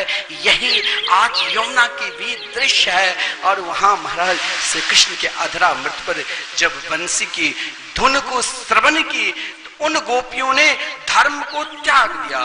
किसी ने अपने पति की सेवा कर रही थी, खाना खिला रही थी, बातचीत कर रही थी, और किसी ने बच्चे को दूध पान करा रही थी, सास ससुर को पैर दबा रही थी महाराज। लेकिन श्री कृष्ण के बंसी की धुन को सुनकर उनके कान में कोई धर्म गूंजा ही नहीं, एक ही धर्म गूंजा, श्री कृष्ण हमें बुला रहे हैं, मुझे जाना चाहिए। उन गोपियों को लगा कि मुझे अकेली ही श्याम सुंदर, उनको ये भाव नहीं जगा, वहां करोड़ों अनेक युगों को भक्त आज गोपी के रूप में, जिसने अपने जीवन, अपने तन मन सारा चीज श्री कृष्ण में समर्पित कर दिया, वो शब है। बोले रहने दो ये धर्म, इस धर्म के लिए ना जाने कितने जन्मों तक आना पड़ा और कितने जन्मों तक आना पड़ेगा। इसीलिए आज मुझे इन समस्त धर्म को श्री कृष्ण के चरणार बिंद में लगाना है। हम यदि कोई भी कार्य करते हैं, दान पुण्य जो भी करते हैं, उसकी एक ही इच्छा, एक ही कामना रखना चाहिए, मुझे श्री कृष्ण के चरणार बिंद में प्रेम जगे। उन गोपियों ने धर्म का त्याग किया। अगर रास काम के विषय होता तो महाराज उन गोपियों को प्रवेश नहीं मिलता।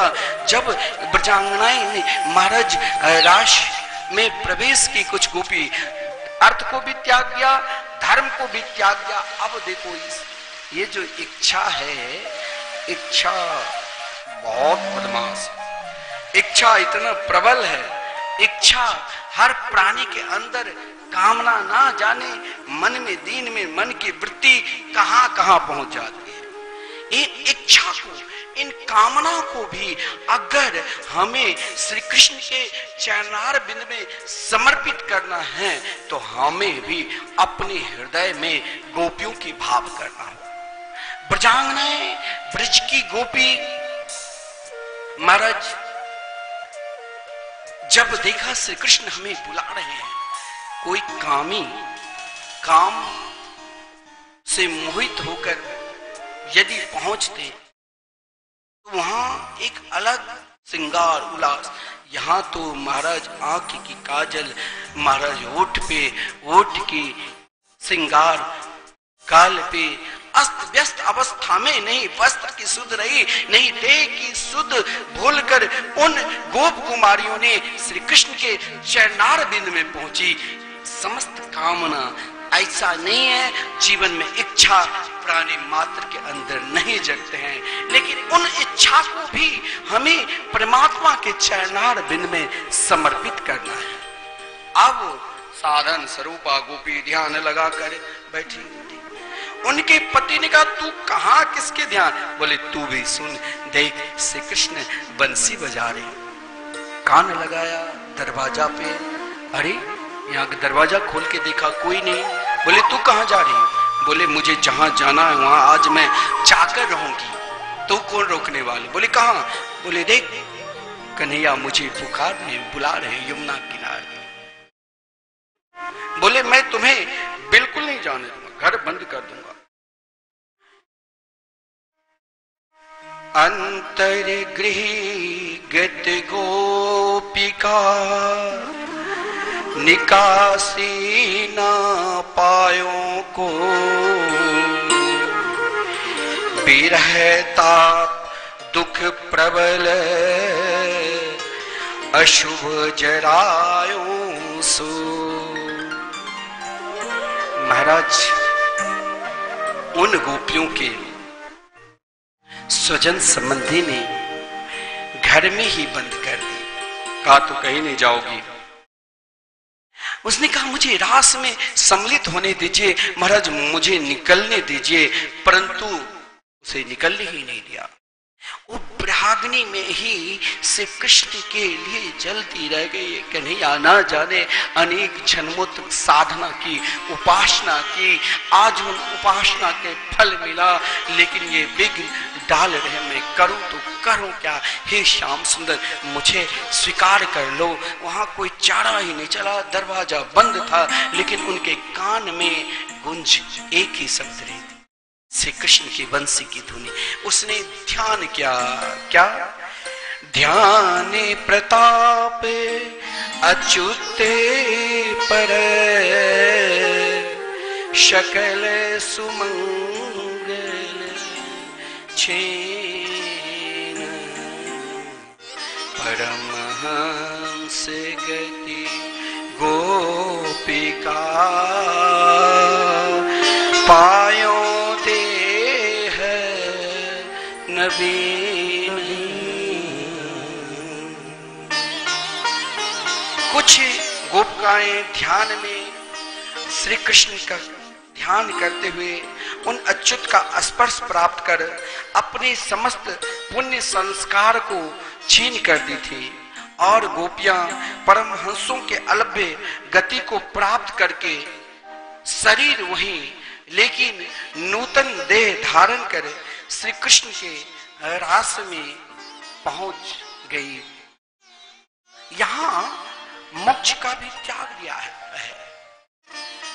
महाराज परीक्षित को यही इसीलिए नहीं शंका हुई कि देखो इस अवस्था में ऐसे पागल की तरह सब की सब दौड़ती हुई भागती हुई जा रही है, और महाराज यमुना किनारे इस धर्म अर्थ काम मोक्ष चारों पुरुषार्थ को प्रत्याग कर भुजांगनाएं महाराज पहुंचती है। महाराज परीक्षित ने प्रश्न कर दिया, प्रगट ब्रह्म हरि अगिने प्रमाणा, को भाव भजु एक समाना, कांत भावती भव राशि कैसे, गारी देत चेत गति जैसे।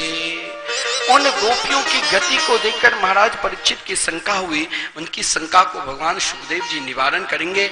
आइए कुछ दानदाताओं ने जो आज जैसे भी है, जो बोले नाम नहीं, कुछ ऐसे भी है उनका नाम भी जरूरी है, उन दानदाताओं के नाम सुनते हैं। और हम सब जैसे परमात्मा के मिलन की आकांक्षा के लेके उन ब्रजांगनाएं ब्रज की गोपियां सब के सब यमुना किनारे पहुंच रही है, हम सब भी यही भाव करें एक दिन हे श्याम सुंदर हमें भी पहुंचा देना। आइए पहले वो शब्द सुन ले, फिर श्री वृंदावन बिहारी लाल की जय।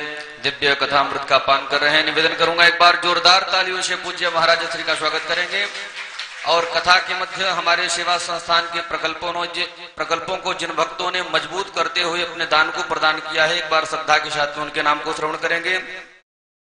श्रीमान रामेश्वर राय, पत्नी मंजू देवी जो कि दरभंगा बिहार के निवासी हैं, इन्होंने भागवत मंदिर के लिए एक श्लोक और एक ईंट का दान देने के लिए 6200 रुपए की सहयोग राशि हमारे संस्थान को प्रदान किया है। एक बार जोरदार तालियों से इनका स्वागत करेंगे। श्रीमती सीमा देवी, आप पंजाब से हैं, एक दिन के संकीर्तन का संकल्प लेते हुए 1500 रुपए की राशि प्रदान करती हैं। श्रीमान श्रवण कुमार झा जी, मुंबई महाराष्ट्र के निवासी हैं, संत सेवा के लिए 1100 रुपए की राशि प्रदान करते हैं। एक प्रतीक वृंदावन बथई से 2100 रुपए का गुप्त दान आया है, आपका भी बहुत बहुत धन्यवाद, बहुत बहुत आभार। श्रीमान खेमचंद्र अग्रवाल, दौसा राजस्थान, भागवत मंदिर के लिए एक श्लोक का दान के हेतु 5100 रुपए की राशि प्रदान करते हैं, इनके लिए भी तालियों से स्वागत करेंगे। श्रीमती अनुपमा पांडे, प्रयागराज उत्तर प्रदेश से 11,000 रुपए की सहयोग राशि प्रदान करती है, निवेदन करूंगा एक बार इनके लिए जोरदार तालियों से स्वागत करेंगे। मैं निवेदन करूंगा जो लोग टीवी के माध्यम से कथा से जुड़ रहे हैं, आप भी अपने सेवा के हाथ को आगे लेकर के आएं और हमारे सेवा संस्थान के प्रकल्पों से जुड़ें और पुण्य लाभ को प्राप्त करें, ताकि आगामी कथा में हम आपके नामों की घोषणा को कर सकें। आइए अब हम सभी भक्त प्रवेश करते हैं पूज्य महाराजा श्री के सानिध्य में। श्री वृंदावन बिहारी लाल की जय। हम सभी भगवान से यही प्रार्थना करें, प्रभु आपकी नगरी एक बार हमें भी बुला लो। आपके साथ हम शब्द पुकारे, दूर नगरी बड़ी दूर नगरी,